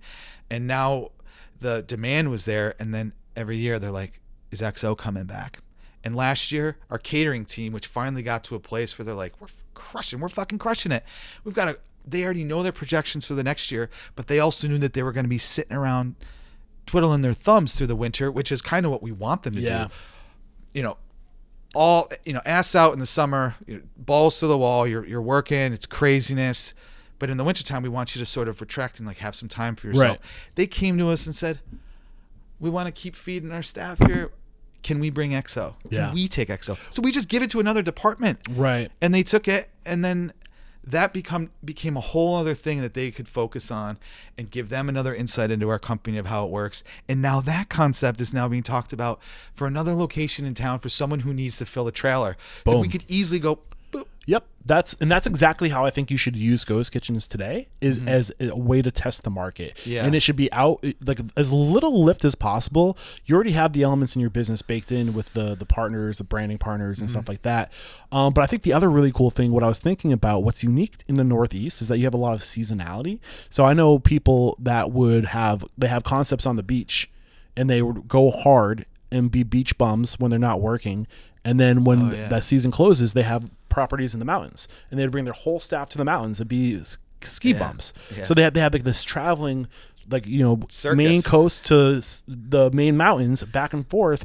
And that you can kind of do that now in markets like Portland, where there's this huge boom in the summer through April into the fall. They're coming to the tail end of your leaf season now, right? Where it's just the weather so beautiful up here. But once November hits, once the holidays start to go away, January, February, March, not many people are walking the streets of Portland, Maine with 3 feet on the snow. No. Your boogers are freezing in your nose while you're breathing, but they're at home. And they still, they have these rituals. Like, it's almost winter season. We can get those bomb burgers and wings delivered. And it becomes wing and burger season. Like, get fat season. Oh, for me, and this is a little bit of an aside. Like, me personally, I'm constantly pushing on our restaurants for our takeout options and how we're presenting them and how much is available for takeout. Because I really think, and this is similar to how I'm traveling these days, because it's not as much, people are still coming here in the off season, but they're coming here for business typically. And they're in their hotel room, and they're just wondering, what do I have connection to? And a lot of times they'd have to go out to sit at the bar at these establishments just to have this food. And meanwhile, I go down to Boston, I can get Copa takeout. Right. And I can go sit in my hotel room and enjoy the peace, tranquility of my own space and eat this delicious food that, I love a good space. I love a good restaurant space. But we're not always consuming it in that way. And knowing that it's really easy to just provide both. Right. Opens up I'm pointing to a hotel next to us. Like, that's all winter long. Those are our tourists, and they're not necessarily walking on the street. So you've got to be on Toast. You got to be on the takeout platforms to really show, like, this is available to you. And Right. then how we're packaging it, it's like you can have a badass meal in your hotel room. Right. And that's one of the changes that's come with the pandemic, is that fine dining or even full service has really upped their bringing that experience home, because they never catered to the takeout. It was like, here's your styrofoam piece of shit container, not branded, to like now you're taking that brand, you're getting creative with the packaging, and that's one of the five P's of marketing, right? Packaging and carrying that brand to the making the experience better with like really developing packaging that is made for that item. I think that we've blown the roof off that vertical in terms of. So you mentioned that yourself, that you had fun doing that. Yeah, and we dove into all sorts of different. It's still, that's a constant thing. Yeah, you're like, oh, this dish. I had this dish at this place the other day, and it was in this thing. I think this would work better for this thing over here, and just exploring it. Because if the change doesn't happen on a regular basis, it's not happening every day, but it's happening. And those little changes have brought us to where we are now. I mean, right. And you're also showing your customer that you're willing to change. You're not just going to sit there and those challenges are real in these tiny little markets too. The restaurants are much more forgiving. When you're basically the neighborhood market for the guy who, he wants to be able to get off of his couch, come over and have whatever it is in his mind, his expectation is. If we came into those spots and flipped the lid to everything that we wanted, we would have said no to every single one of those customers. Yeah. And they did. They were so expecting us to just like nail them over the head with all things we wanted, and we didn't. We went in, we made minimal changes to the point where a lot of people were like, aren't you guys going to change the fucking menu of this place? We're like, we are. But there's a Maine Italian. If anyone doesn't know what a Maine Italian is, it's not a gourmet sandwich. You're not getting thinly sliced prosciutto and coppa and mortadella and beautifully layered with like oil and all. The Maine Italian is cold cuts on a split top. It's cold. It's got like hand chopped, like from the hand, vegetables, peppers, and canned olives. It's just like a mess of a sandwich. Yeah, I think it's sorry, go ahead. And you are not going to tell a Mainer that they're not going to have that fucking sandwich. Yeah. If you want to change that thing, well, you better also have that. Right. And that's been our constant challenge of like little changes that we can purposefully show them like, this is a better product. We're not going to charge you that much more for it, and this is how we need to move forward. Yeah, it's like I love that you brought the Maine Italian into this, because having parents from Boston, Everett, Chelsea, and then we go to the Maine for the summers. My dad orders an Italian at a restaurant. He's like, what is this Italian? Like, he's 100% Italian. Oh, he feels like he's being like slapped across the face when he eats a Maine Italian. But those people who grew up on that, like, that's the best sandwich ever. Yeah, and it's actually a true Italian story behind it. I just actually learned this year. You know Amato's? Yeah, like the tomato fast casual concept. Like, that looks it's been around pasta, right? Forever. It's pasta. They have pasta sauce and all that. But they have these. There's an Amato's right around the corner. It's here. franchised now. It's franchised. It's been around for a long time. Yeah. Do you know who copied that franchise? Is the most success to this day? Domino's. Subway. Okay. Founder of Subway was going to go off to college, and I don't know if it was his father or someone else said, you could do that. You could go to college and I'd give you that money, but I would rather give you this amount of money and for you to go study this little place in Maine. This parent said this? Called no Amatos. Ever. Called Amatos. I think it was a mentor friend. Oh, okay. I'm forgetting the exact details of the story, but basically saying, go emulate. There's lines out the door at this little sandwich spot called Amatos. Go see what they're doing, and I think you could replicate that concept. Sure enough, it took a year. They did it, and now Subway is what it is today. More real estate than any other business in the world or something like that. It's crazy. Because they can compact that in such a small one line. Better than Starbucks is doing. Yeah. It's crazy. But Amato's, like, they're scrappy. And when I look at those menus, I see, like, what did they have at the time? It's New England. You're not getting fresh produce, so it's out of a can. You have canned olives, you have commodity tomatoes, you've got preserved meat and cheese, that's going on there, and you have a highly preserved bun. Things that could last for weeks, basically, on any sandwich line at a gas station or a market up and down these roads. And that's how they're providing quality product, because it was the best quality that was preserved. Oh, man, that's a cool story, man. Yeah. I do want to talk about, you said that your your wing and burger concept wasn't profitable at the beginning, or has it become profitable? Well, it just wasn't those things. It's not like we could say, oh yeah, it's not like it lost money, but it's not like it was a money grab. It really, in my mind, it's a break-even concept that continues the operations that are already at hand. I think it's a great way to test a concept, to see if there's traction there, and to see if there's passion from your team around it. I don't know. Like, I think there's still the ghost kitchens aren't going away. They're not going to be front and center like everyone thought they're going to replace restaurants. No. People at the end of the day still want to socialize and be seen, and true. like go out, and like it's a part of human nature to bump up against people. And I think that when we think about technology scaling, we forget that it all hinges on the human element, which doesn't scale exponentially.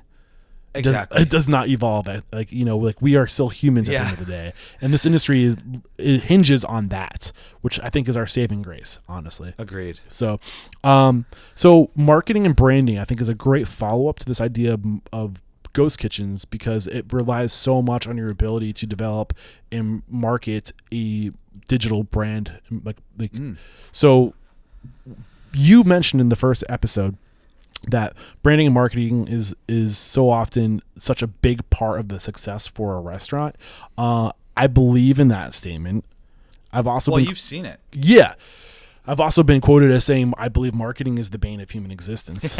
And I do believe that too, but it doesn't mean that I don't think marketing is necessary. I wonder sometimes if marketing is becoming more important than what matters. And that's my concern, is that you could be a shit operator with shit product and be able to spin a story and to know how to tell that story and deliver that story digitally and find an influencer. How many brands exist today that are really built around someone's reputation? Like Kevin Hart House just went out of business.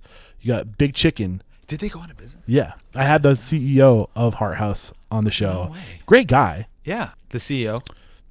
So co-owner. So he partnered with Kevin Hart to develop Hart House. I've seen a documentary on it. Have you? Not that long ago. So went out of business. They closed all their restaurants. Mr. Beast Burger.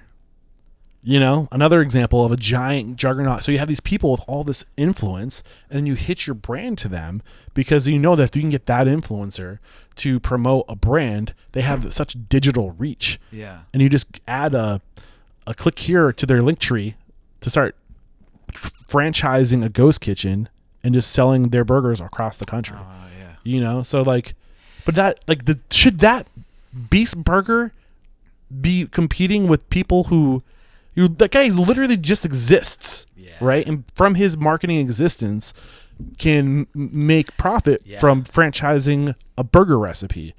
Do I love the genius of that? Yes. But like, well, it's missing the key components of, you know, you still have to have a quality product.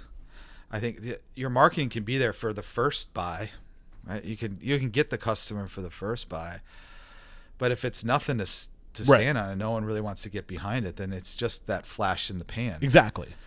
100%. And that's why I kind of push back. I think marketing is very important to stay top of mind, but I think that there is the amount of attention and how much narrative marketing gets as being the most important thing.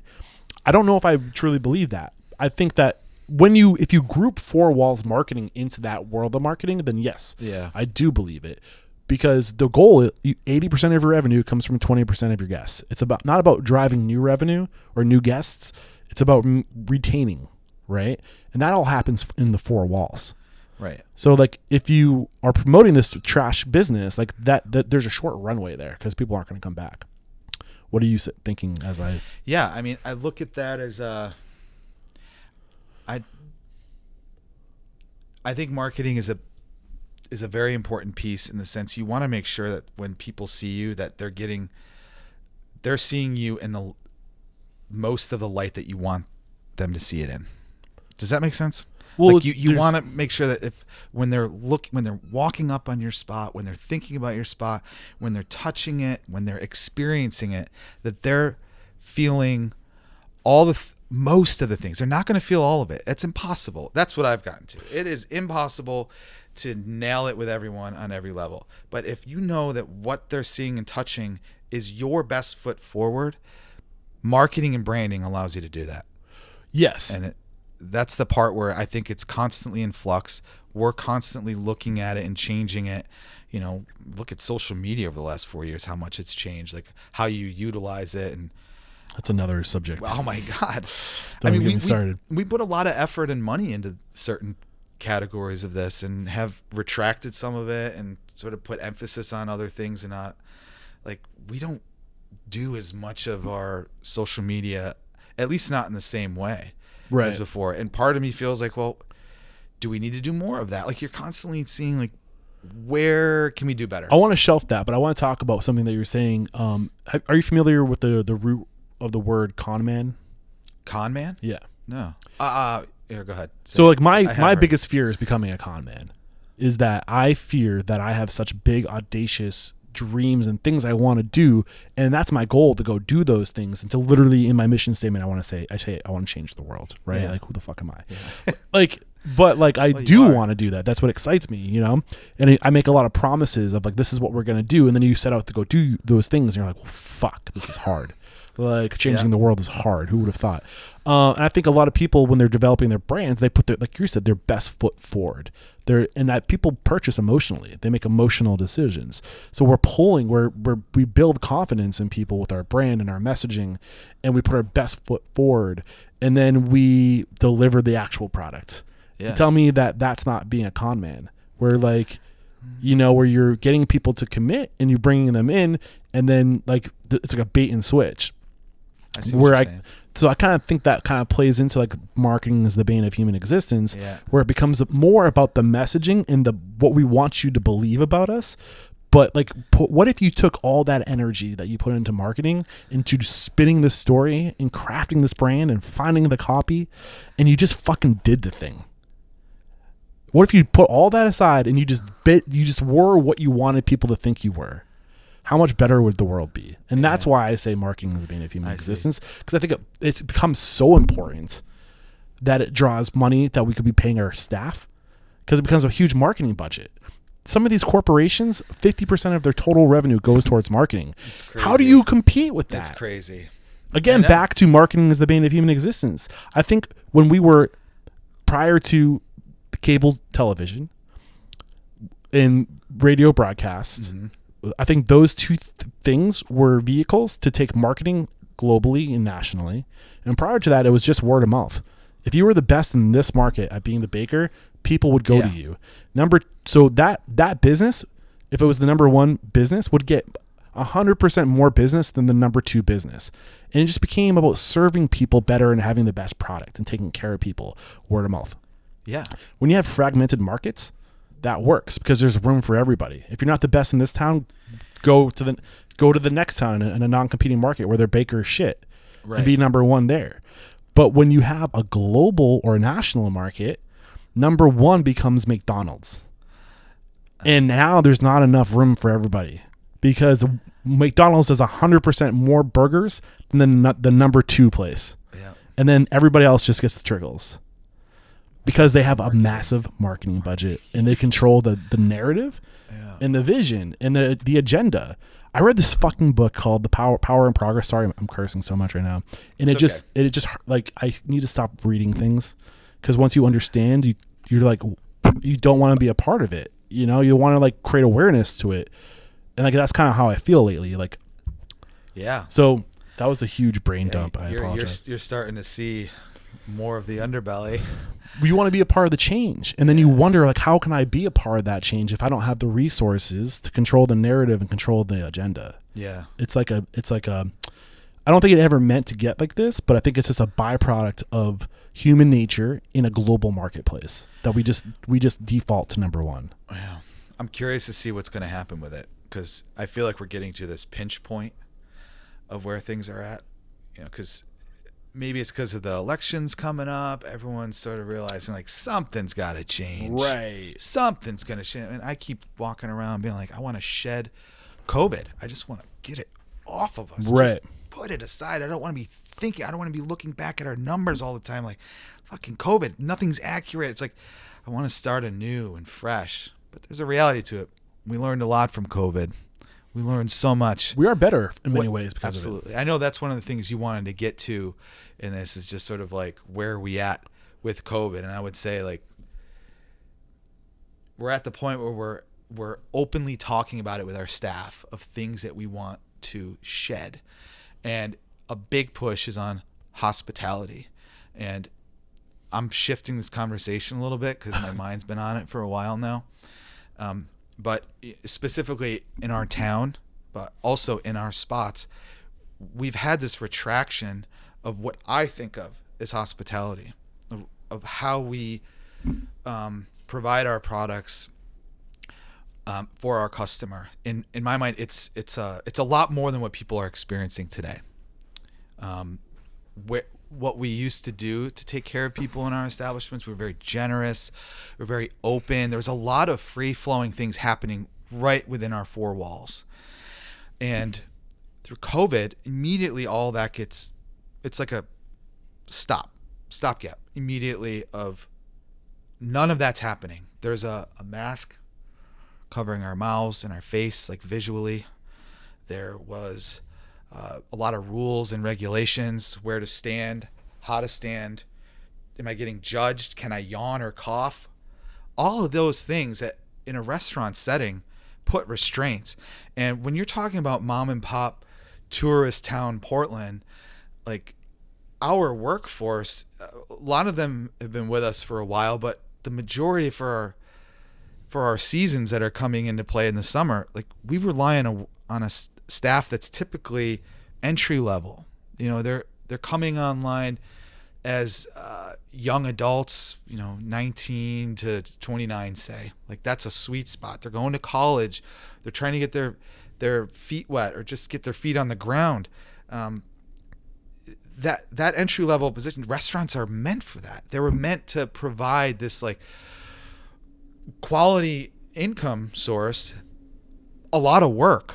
You need to have a lot of product knowledge in our establishments. You need to have empathy. You need to have an understanding of how to get in front of someone and sort of anticipate their needs. All of those things have been non-existent for the most part, just given the setup of all of our establishments. And I say it across the board. Everyone who's lived in America and who's been affected by COVID through any of the shutdowns or things that keep us from doing what we do on a regular basis or telling us what to do, did not allow us to provide the spaces for these people to learn in. So now we're like, the way I'm shedding COVID is shedding it and grabbing them and saying, this is how we can take care of people, like showing them real time in pre-meal, prior to service, talking about hospitality. Has anyone had an experience lately where they lost the words to what to say in a moment because you haven't had that experience before? Bringing them through the experiences that they typically would have had, because every establishment around us was providing a similar service. If you think about it, water to your table when you sit down, when to bring menus, when to clear menus, when to service a table. Standards of service. Standards of service. We didn't have the same dialogue. I know there's places that have figured it out and have done really great throughout this whole thing. But for us in the job market that we have, it's a struggle to get someone right out of the gate that wants to. You want them to be able to fit in, and a lot of it we were expecting. Let's say we took it for granted. Certain things that would be instilled in the staff that was coming up, that now we are like, we can't trust that they have that. We have to show everything. Like there was a 2-year period where like restaurants just weren't doing full service, like almost 2 years. So you're 16 when that happened. You're saying exactly what I was about to say. You're 16 when the pandemic hit. Yep. And you've gone out to eat. 24 months of not having the chance to work in a restaurant or see how a restaurant serves people. Right. So now you have people who are 18 coming into the job force. They might have started bussing tables when they were 16. Yeah. They didn't get that 2-year period to progress into the service role. So you just have all these greenhorns dropping into your restaurant at once. I mean, I could go further into that, but I don't think I need to. I don't think you need to. But is that accurate? I mean, It seems like that's what we're up against. So Yeah. we're now turning in on ourselves and realizing that we have a bigger job in these moments of trying to show as much of the tools that we've had along the way, get them back out there. Right. And the cool thing about the hospitality industry is that it's really at the core of what being human is. And what is that word hospitality? What does hospitality mean? Do you have a definition? Like, what's your definition of hospitality? For me, I like to describe it as it's anticipating the needs of others without them knowing it. Right. That's the Japanese approach. That's the basic, like, I want to be talking to you and have the ability to be planning, because I'm working right now. If I'm in hospitality, I want to be planning anything to make your stay here more enjoyable. And even if that is just takeout, it's how you're packaging the takeout. It's writing the name on the bag. All of those things are hospitality points that touch Right. the guest. And if they know you've remembered, they really like the dessert from the last time and you threw it in there, that's another hospitality moment. Right. You know they're going to, because you anticipate it. They didn't ask for it. They didn't order it, but you anticipated it because you wanted to. And that's plain and simple. A computer can't do it. Yeah. I really geek out over psychology, evolutionary psychology, and how our minds have worked and why we are the way we are. And if you believe in Maslow's hierarchy of needs, I'm going to play off a word you just shared, which is needs. And Maslow's hierarchy of needs, the most basic, I echo this all the time. My poor listeners, like, here he goes again. Oh, I love it. But physiological, food, shelter, and then security. Am I getting a paycheck? Can I cover my liabilities? Am I putting money away? And then the thing that you need right after that is to be seen. And I think what hospitality is, and I think Will Cordero recently echoed this on his post, like, what is hospitality? It's seeing people. And when you do all these things that you just mentioned, when you bring them water, when you remember what they want, when you can anticipate their needs, you can anticipate how you can see them. And I think that's really what we want at the end of the day. And I think being seen, it kind of just progresses from there. It's personal growth. And how can you see your employees and be a part of their personal growth, right? And develop and give them these skills.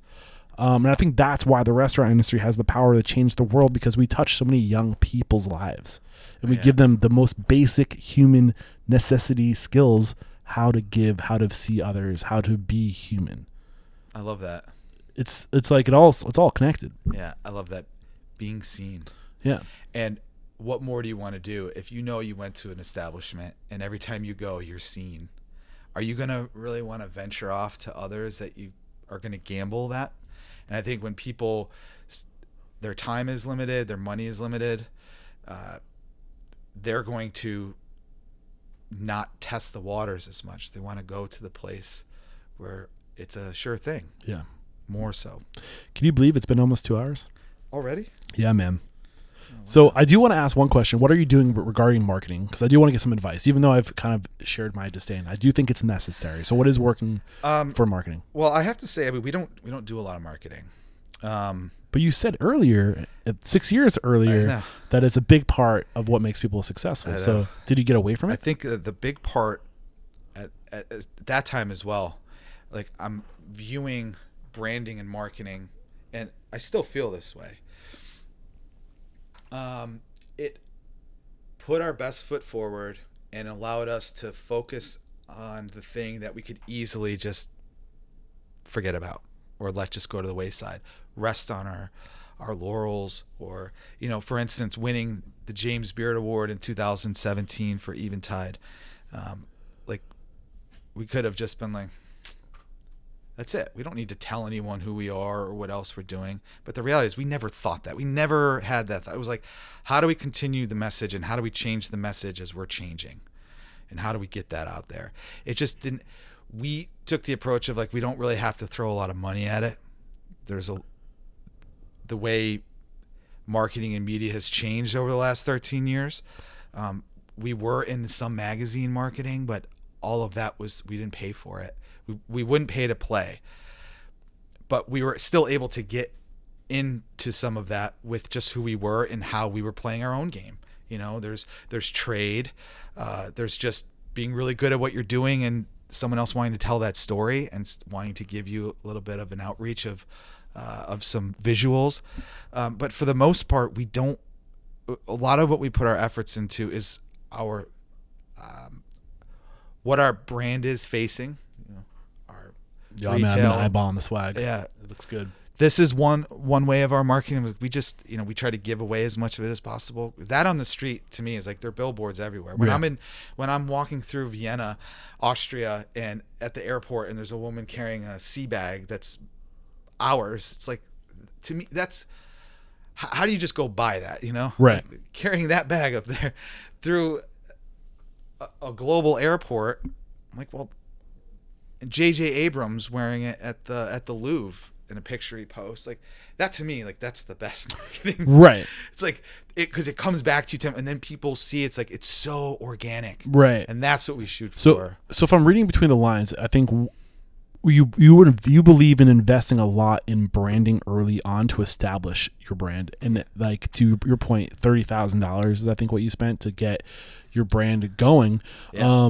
And that sounds like a lot of money for somebody who's just opening their restaurant. But we didn't have a lot of money either. But it's working with an expert to figure out how to make an emotional connection with your target market and how to use visual elements, the subconscious mind, to appeal to that, to get your messaging clear. Who are we? What's your vision? What's your mission? What are your core values? How do you reverse those things into your brand so that you resonate deeper with your target market? How do you create the visual, sensory stuff around all that so that people will look at it and go, that's cool.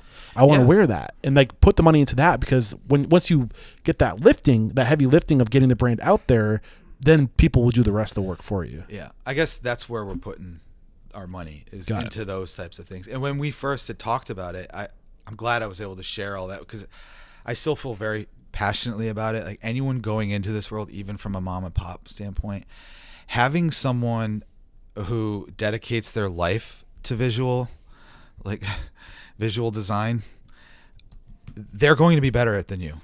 I mean, I can't tell you how many times I've come up with my own ideas. I mean, I consider myself an artist or a creative, and maybe my ego wants this type of image for our restaurants, but I'm in a partnership. Right. I'm a part of a company. It's way bigger than me. Right. And having someone from a company like Might in Maine. Might in Maine, how's that spelled? MIGHT MAIN. Got it. No E. Cool. So a little shout out to those. Yeah, folks. Might in Maine. So they're now our tenants on this floor. They used to be on 4th Street when they first started out. We were their first restaurant client. So Eventide was their first brand outreach, and they blew up from there. Almost every new restaurant that came through town saw some of the successes of that and felt like they too should brand. And I was really happy about it. I knew it was creating competition for us. I knew there's just going to be better here. But as the saying goes, and Andrew and I use it still to this day, the rising tide floats all ships. Yeah. And having people that are so good and talented at cooking, but they didn't want to spend any money on the things that you just knew would launch them over, and they did it. It was huge. It gave them a better footing right out of the gate. And I really do think it's key at the beginning. I'm sure there's other businesses where that's not the case, or you can certainly get into it later on. But I think if you have the advantage. More so today than ever because of digital marketing and how your brand is literally everywhere, and it's such a key part of initial awareness. Yeah, for sure. And I think what Death & Co, not Death & Co, another great brand, but great brand. We have someone past guest on the show is with us now. They're awesome. They came up here, weren't they, trying to break into this market? Yeah, they had a spot. It's now Ocotillo. Okay. Over that, I believe. Yeah. Who's the name behind that I can't think of right now? Plenty. From Partners. For Ocotillo? No, Death & Co. I had them on the show too. Just search Restaurant Unstoppable, Death & Co. if you want to check out that episode. But I will check that out. I have a lot of respect for them. What they did in the cocktail scene, and for sure, very talented group. Changed the industry, arguably. So Dead Proof is what I was trying to think of. What they're doing in Manchester, they're a pop-up. It's a business partner between a digital developing, like a brand development firm, and a chef. And now the brand development firm is working in the restaurant doing the pop-ups, but it's just like such a smart move because that's where a chef is usually weak, is getting their brand out there. And you want them focused on their food, right? That's where all the good stuff comes out of. Yeah, I love what those guys are doing. one other thing, two more things I want to talk about before we wrap up. One, tech stack. What is your tech stack today? Two, final messages about like where the industry is. We talked a lot about your journey. We've talked a lot holistically too about the industry, but I want to like give you an opportunity to get any final thoughts out, any final messaging as like what the future of the industry could and should look like. But what is your tech stack today? As far as like the POSs and so stuff you're using Toast. So you had Toast already set up, so that we had Toast then. Pivot, yeah, that's right, because we were already in Fenway. A big reason we started with Toast was we did a lot of research, and anyone who's been in the industry through the Micros and Aloha era, you realize like that's all there was. It was like you had to have this shitty back office computer. You had to spend way too much fucking money on every piece of hardware, and you were tied to them. Yeah. And it's a huge buy-in, and they knew they had the restaurant stronghold. That's what happens when you let companies get too big. Exactly. Is you have no other choice. No other choice, and to their detriment, Yeah. I think. Until that they don't evolve and the new technology comes out, cloud-based POS systems, and that's where Toast took over. Well, early on, we were doing, because we were all handwritten anyway at Hugo's, we tried to stay that way just for cost purposes. But then as we got into the busyness of Eventide and we started to make some money, we're like, we got to do something. That's when I first purchased Amber. So Amber was one of the first POS systems I hit to use Apple technology. So we were able to have a POS. I just bought Apple products. They were so cheap compared to the hardware of other units. So that's what really pushed us to be comfortable with those handhelds and things like that. And then when we jumped into the Toast world, they had their offices right next to us in the spot we were going into in Fenway. So we had a direct connection to someone who was working with us, sold us on it for there, and then eventually into all of our restaurants. And then actually our IT guy, John Myers, you should talk to him. He's been with us before we even purchased Hugo's, still with us today. He's now one of our chief of staff. So he's like a right hand to Andrew and myself. And he's really the driver for all of our tech. I mean, the fact that I say I have an IT guy, how awesome is that? Yeah.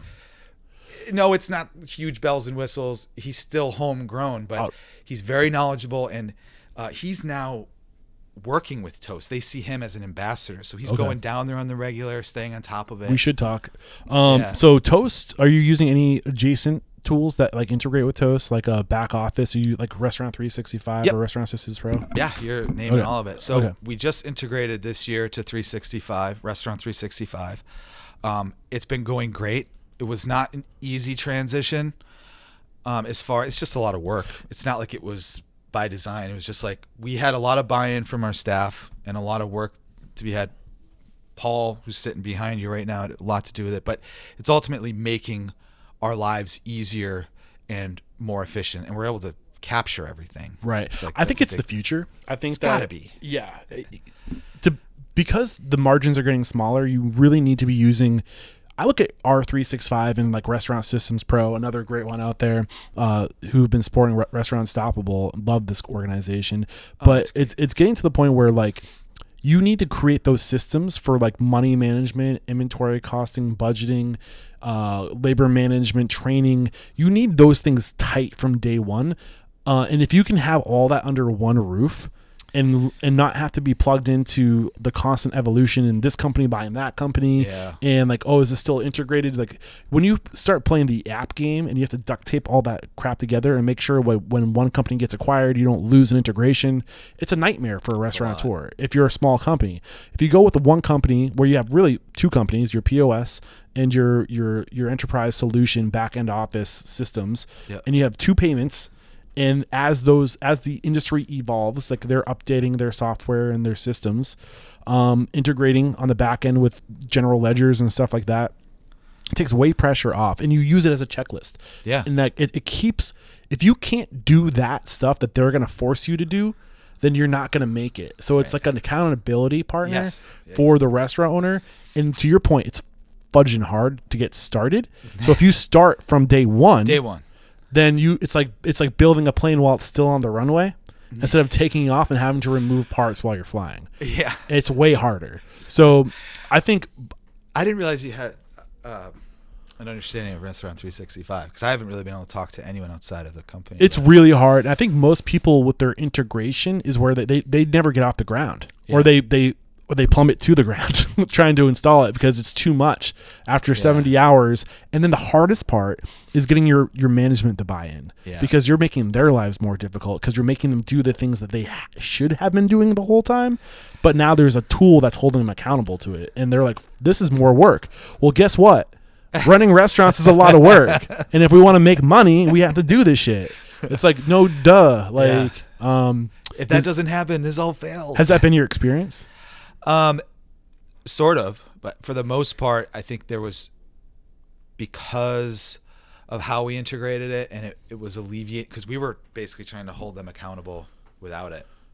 You know, really it was making their lives easier for transfers. If you think about our setup, like we're ordering from each establishment to the commissary kitchen. That order has to be put together and then accounted for. And then if Honey Paw wants to transfer some of that product to Eventide because they didn't need it or it was a mistake or whatever, all that gets done and all ends up at that end over there without any mistakes or someone dropping the ball along the way, which is what was happening. Yeah. No matter how you slice it, that's going to be happening. Right. It's like, unless you put a tool in place, it's going to hold people accountable. You're constantly going to be okay with the giant hole in the bottom of the bucket. Right. I think it's only going to get better too with the advent, and you're going to see companies come out that are going to be like, oh, we're best in class with this inventory because we have this new AI feature that you can take a picture of your inventory and it does it all for you. Yeah. Yes. What's that? Are you checking that? You know? I mean, that sounds very appealing, but is it worth not just waiting 6 more months to let R365 and Restaurant Systems Pro to evolve their platform to incorporate that universal technology? Oh, yeah. You know, yeah, it's been great, the integration of these things too, right when they come up, and they're constantly tweaking and improving. So like, I just think that again, it goes back to marketing, where these tech companies are playing with your emotions, saying we're going to save you time, energy. It always goes back to time, money, and like you can go on the beach while your team takes photos of your inventory. You can save labor. It all washes out in the laundry, I think. Yeah, that's my thought.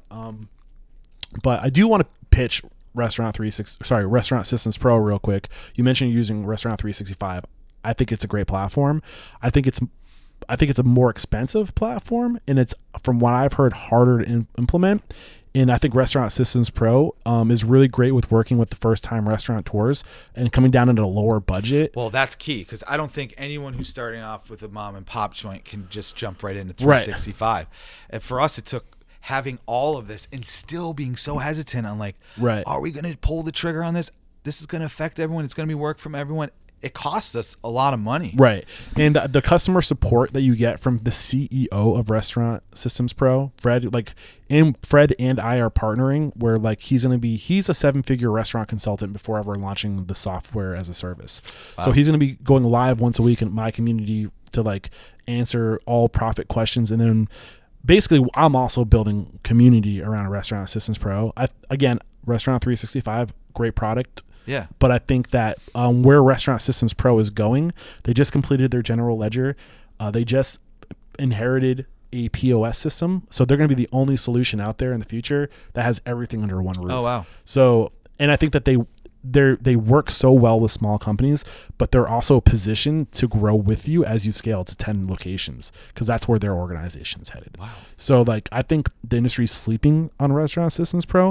And I think a big reason why is because they don't have the same budget that the R365s have of the world to promote themselves and have market domination. Oh, I see. So this is how I feel like I can be a part of the change, is creating awareness about these other platforms that are phenomenal, that have great people behind them. Not to say bad things about R365, but I think to create balance in the industry, competitive, fair market, to make the industry better, you need people to go against each other. Oh, absolutely. So check out Restaurant Systems Pro. Nice. And full disclaimer, sponsor of the show. And they are willing to give us $1,000 for every restaurant we send their way, location beyond 3 a month. Oh, so nice. Full transparency on my part. What I can say to that is, if you have the opportunity as a new restaurant, a new business, to have that type of system, you should do whatever you can to put it in. And it will grow with you. Because it's only going to, it's like one of those things, what would you do differently in hindsight? Well, We didn't have that technology when we started. Right. None of that was there. But because it is there and it is approachable, especially with companies like that are trying to make it more affordable, you should at least give it a play, because you're going to see the money back. Yeah. You're just not going to see it up front. It's just, And you're supporting this podcast when you do it, so thank you in there's advance. Any other tech that's worth bringing to the surface that you are excited about? Or should I have this more so in the kitchen side of things. Like what? I'm looking at patty formers right now. Oh, really? Automated Well, that patty. stuff's really cool too. Yeah. Efficiencies, operational Yeah. efficiencies. Yeah, we moved into some of the things that we've implemented over the years that normally it was like the beginning years. You'd just be like, you would lean on your labor. But as we look at the quality of our product and having it in front of us, things like citrus, servicing bars, the amount of citrus time that I was seeing and the messes I was seeing around the restaurant, like, if we're all using the same product, is there a way for us to produce it cheaper, just amongst ourselves? And just quickly looking into citrus juicers and finding a spot within the company that could live, and then finding a department that would handle it, and then, all right, let's see if we can put this in place. And then sure enough, you invest in the containers with the colored lids, you invest in the actual product itself, which has a maintenance cycle on it. It's gonna take someone work to do it. Yeah. But the juice literally is worth the squeeze. Right. And figured it. You get your money back. And I think that falls in the world of like robotics and automation, where like if you can use these tools to get higher output, then you might be making a $10,000 investment. But when you're spending $2,000 a week on labor, and now you go from 2,000 to like 1,500 or even 1,000, how long is it going to take you to get your money back? And then it becomes profit. And then certain things where you're like, well, we just don't produce that much of that thing because it costs too much to produce that thing. Right. Now it's like, well, make all the falafel patties for the month. They're going to be frozen anyway. Yeah. And that one shot. And that one piece of product went from being affordable and working within our establishment to having a much better margin.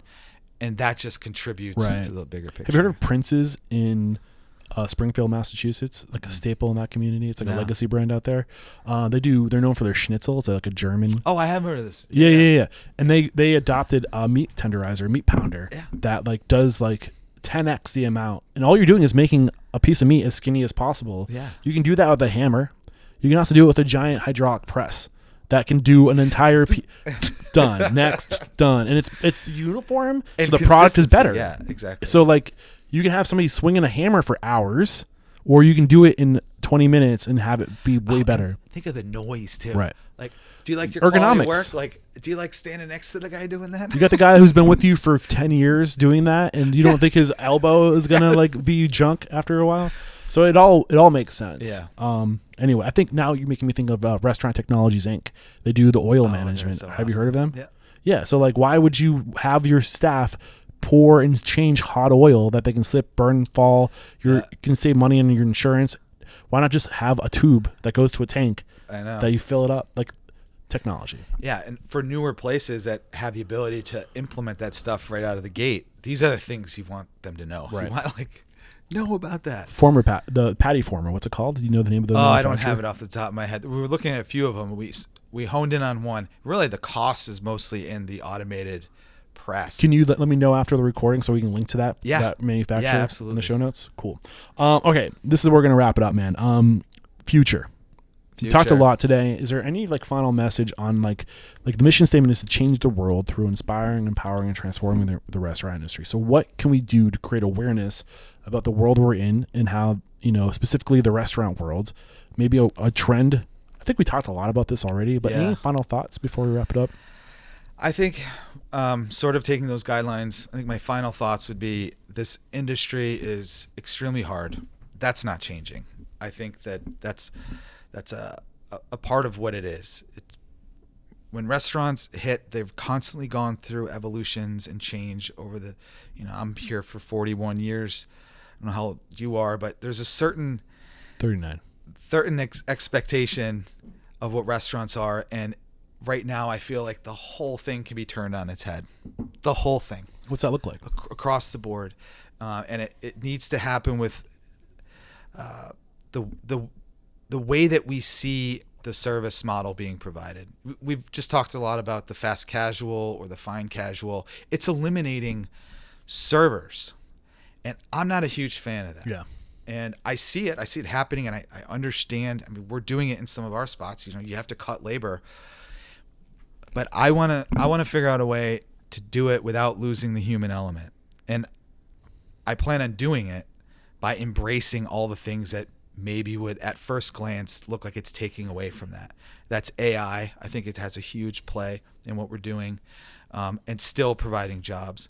I just want to make it a better environment all around for front and back of the house when they're working in a place like this, that they have the community of the people they're working with. They know they have a safe place to talk about some of the things that might be harming them at home, or just their lifestyle.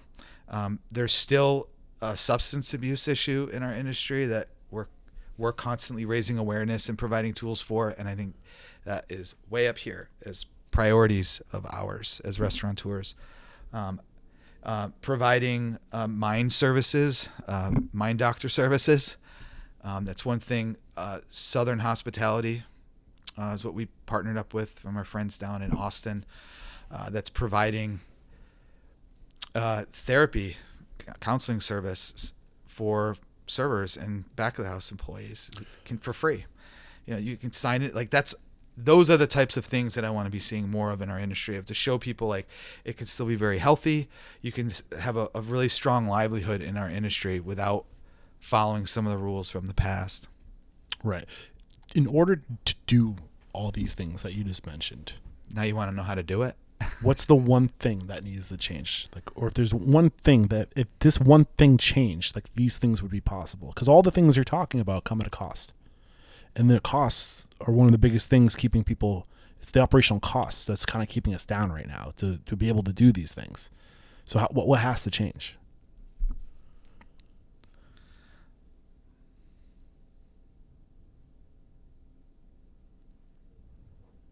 I think the biggest thing the $1 million question, right? It's the $1 million question. I think the biggest thing for me, from my perspective right now, that needs to change is the way that we present our payment structures to the customer. Bingo. That is what I've deterred. Is that a word? Not deterred. Distilled. Distilled. Yeah, I like that. That works. Inferred. Is that the word I was looking for? That could work. It all comes to the consumer. I think what we are conditioned to do is to give the consumer what the consumer wants, and they all want more for less. They want convenience. They want value. More stuff for less money. But at what cost? I know. A lot of it is just in the way that things are presented. And we're still presenting checks that have, now they probably have an admin fee on it, a percentage. Maybe they have some other service fee or some other thing you're supporting on it. And they're also expecting a gratuity to be written in there. And we're all hoping that the person who walks through the door to pay for all these things that you're presenting, that they're just going to follow suit and they're going to act accordingly. And that's just not the case. We have more and more people coming from abroad. We have a much more younger audience coming up that isn't tipping the way that other generations have tipped. All of those things, unless those just stayed the same, change has to happen. And I would much rather figure out a way to present the services of what we're doing in a way that's still providing for the staff that's providing you with that service. Right. And the service model, the way that it stands, doesn't seem to me that it has the longevity that it once had. Yeah. And I personally would like to see it changed. I think the only way we can change it is by sharing, having conversations. Yeah. Public, finding leaders like you to echo the sentiment, so we can make these changes together.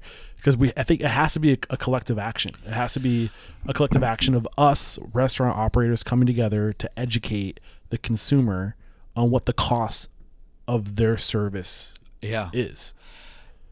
I agree with you. I just think that no one wants to be the first one. We have to collectively be the first. Exactly. How do we do that? The way that I just recently, there was a referendum or a vote to put a referendum in front of the Portland City Council of eliminating the tip credit, which you probably have seen that in different areas around the country. And for here, they've been trying it. I support it. for eliminating tip credit. Wait, tip credit meaning? So the way that the payment structure works with most establishments, most states, is that the minimum wage, say the minimum wage is $15, there's a tip credit available. If you have a server, you don't have to pay them that $15 as long as they're making up to that. Right. And they have a minimum of that $4.25 or something. Yeah, like that. whatever it is. For here, it's a lot more than that. $7.85. Yeah.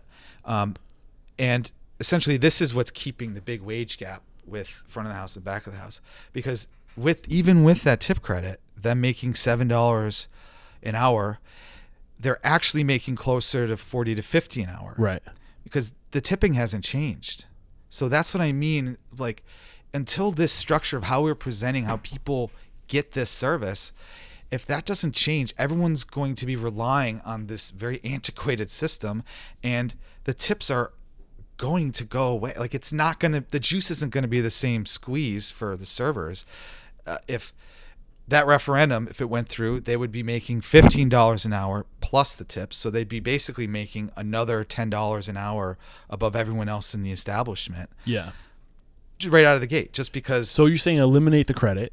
No, the credit needs to stay. Oh. They want to eliminate that tip credit to say that whatever the minimum wage is what they get paid. Right. And if they were to do that with the current structure of what restaurants are across the country, then they would basically be raising a huge expense for the actual restaurant to get all of its servers up to that point. But then they're still making all of the gratuity, because that gratuity has to only go to them. It can't go to anyone else in the establishment. Whereas by having, like, for us, we have an admin fee that we can use for exactly what it was meant for, which we tell them on our ticket, which is for non-service staff. So that's a huge bump. All of that money that gets revenue from Honey Paw and Eventide, those funds go automatically into the paychecks of all of our back of the house workers, to the sum of about an average of $5 to $6 an hour, just from that admin fee. That's on top of everything else. So the shitty part is you're asking your customer to pay for all these things, whereas if we were able to put it all in the price tag of Right. the food, that we wouldn't be having this conversation. Right. It would just be, boom, that whole system's gone, but it's built up to that. There's no way to just fully eliminate it. It's part of the culture. It's part of the culture. Yeah. Part of the culture that I actually like. I Well, like providing that. Yeah, and I mean, I was curious where you felt on just eliminating tips. Being a front of house person, there's a lot of people that don't like the idea of eliminating tips. They like the idea of cash in pocket. Exactly. I get that appeal, but at the end of the day, like, what's the bigger picture? And I'm for eliminating tipping and paying people a livable wage. I think I'm also middle of the road, so I see pros and cons to everything. But likewise. if I could swing a hammer tomorrow and, like, hit the gavel, that's what I think makes most logical sense, is treat the restaurant industry like a legitimate industry. And that's what other legitimate industries do. They charge for their friggin' services. I know. That's like, and they're like it all washes out. You're still paying the same amount. But it's like a psychological thing. Then here's the big squash of that, is the reason why you have that workforce. This is my opinion, obviously. The reason you have the type of workforce you have in the front of the house is because they know what they're going to make. They're putting up with something that you and I don't deal with on a regular basis.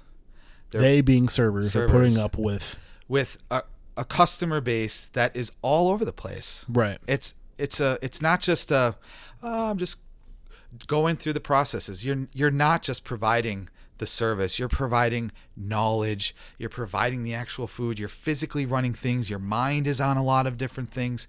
At least in my establishments, I mean, we put a lot on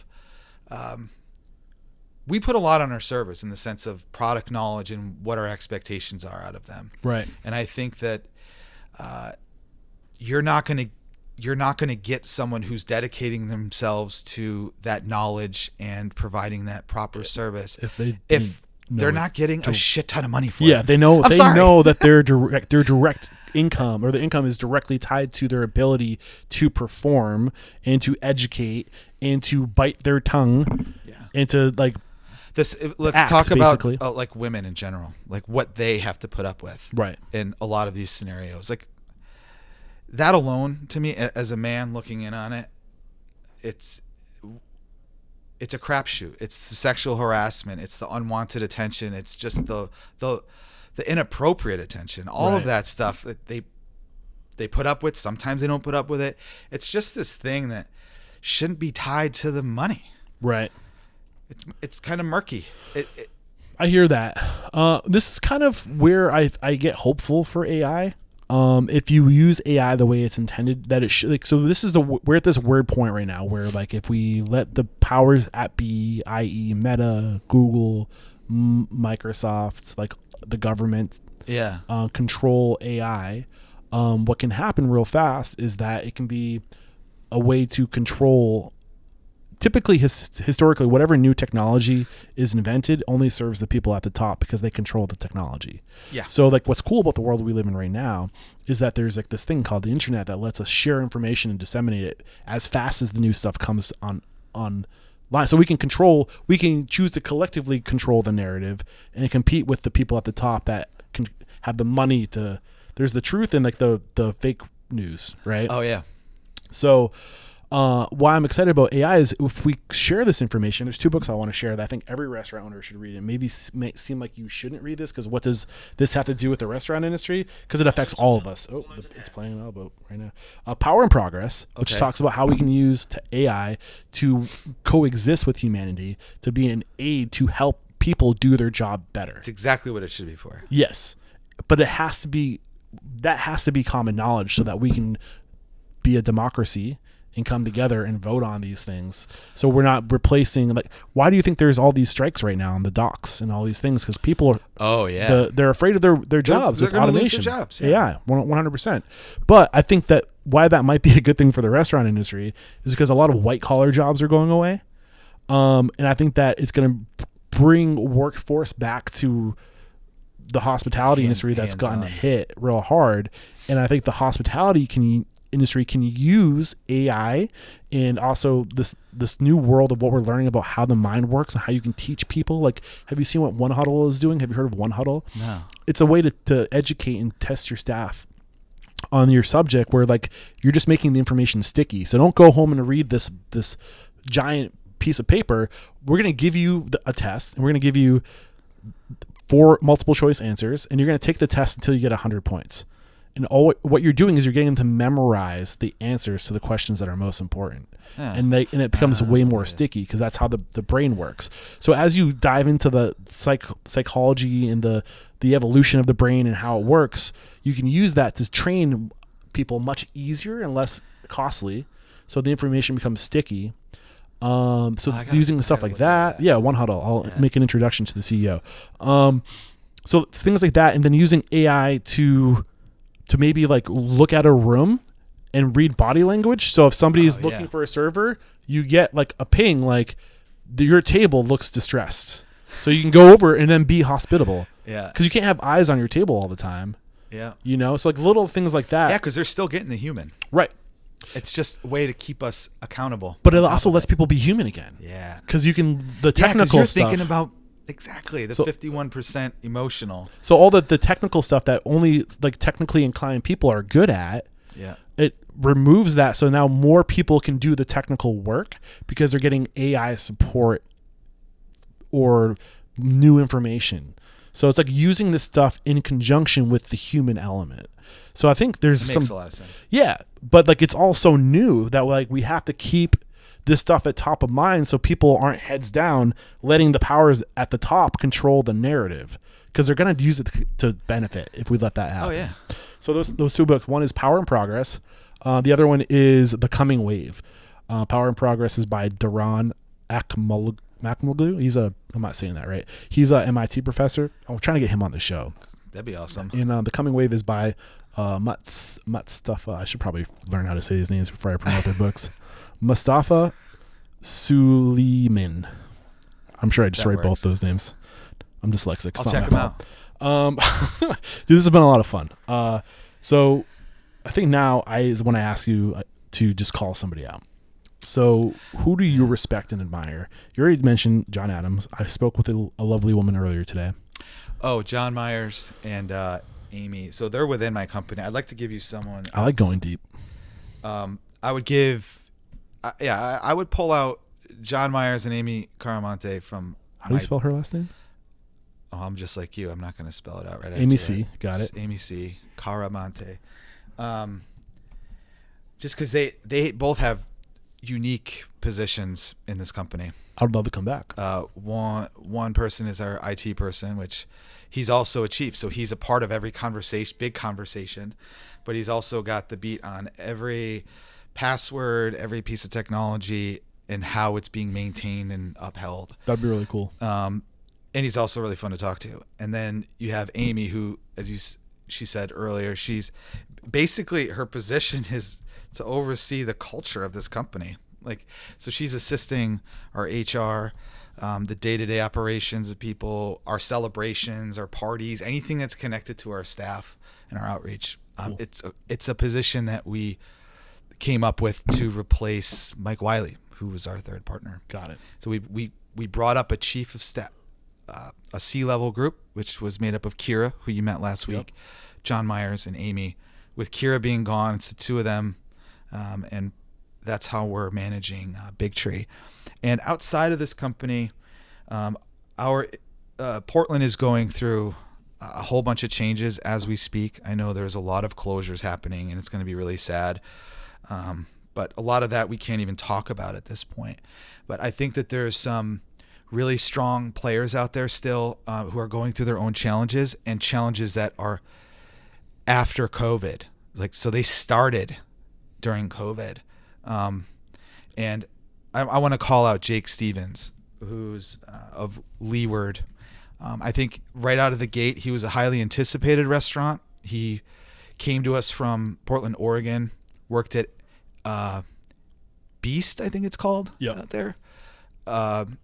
He was really close to the woman who passed away this year, the chef. Her name is escaping me right now. But he came out here, wanted to start his life and wanted to have his own restaurant. He ended up being our sous chef, or our chef de cuisine, at Eventide, knowing that the whole way he was painting, he was buying equipment, he was doing the whole thing, and did a lot of work to get there. But out of the gate, he's a very successful. His food is incredible. I know that he's booked constantly. I would have to call him to try to get in, otherwise deal with his wait system. And I just think his product is awesome, and he has just a different coastal approach than we do. And I think it would be really fun for you to talk to him if you would open that up for you. All right, look out, Jake Stevens. Jack Stevens. Jake Stevens from Leeward. I'm coming at you. I'd love to get you on the show. And Amy, John, you're also welcome as well. I'd love to dive deeper into what you guys got going. Awesome. Here. Big Tree. And how can we connect with you? Instagram handles that we should know about, websites we should know about, if we want to maybe come join your team, work for you, with you. Yeah, info at Big Tree Hospitality can pretty much connect you to us directly. Anyone, that goes to a bunch of us. And for me as an individual, Arlin at Big Tree Hospitality, I'd love to hear from you. Awesome. Any questions, open book, basically. Awesome. Thank you so much, Arlin. And this is a snapshot of the future of Restaurant Unstoppable. I still want to connect with new guests through these questions of going to a community, asking who do you think I should talk to. But really what I've learned is it's not about your reach. It's about impact and being super intentional and selective with your relationships. And after over 1,100 episodes and traveling, doing multiple laps around the country, I really want to go back to the people. It's been 6 years since we last had you on the show. And that's about the time that I went on the road full time. And there's a whole network of people that have done shit in the past 6 years, or that I just want to reconnect with and go deeper. And I feel like that rapport, I felt it with you today, and I felt like I could go deeper with you. And I hope the listeners kind of pick up on that too. And this is and I get to go deeper with your team, which I think is going to be really cool. I'm excited for that. So I'm excited for the new version of Restaurant Unstoppable, and thank you for being open to giving me even more time than you did the first time around. So I can't do what I do without you. It's a pleasure. Yeah. I mean, the first time you approached me, I thought it was a lot longer than 6 years ago, but you were very professional then, and it's incredible to see how far you've come. Yeah. You're a little less professional now with the F-bombs, but Well, I don't know if that detracts. I think it shows truth. But your setup and the way you run things is pretty awesome. Thank you, and man. I'm proud of you. Appreciate that. Well, you've helped make it possible, so thank you so much. All right, that's it. There is no questioning, my man. You are unstoppable. Cheers. Cheers.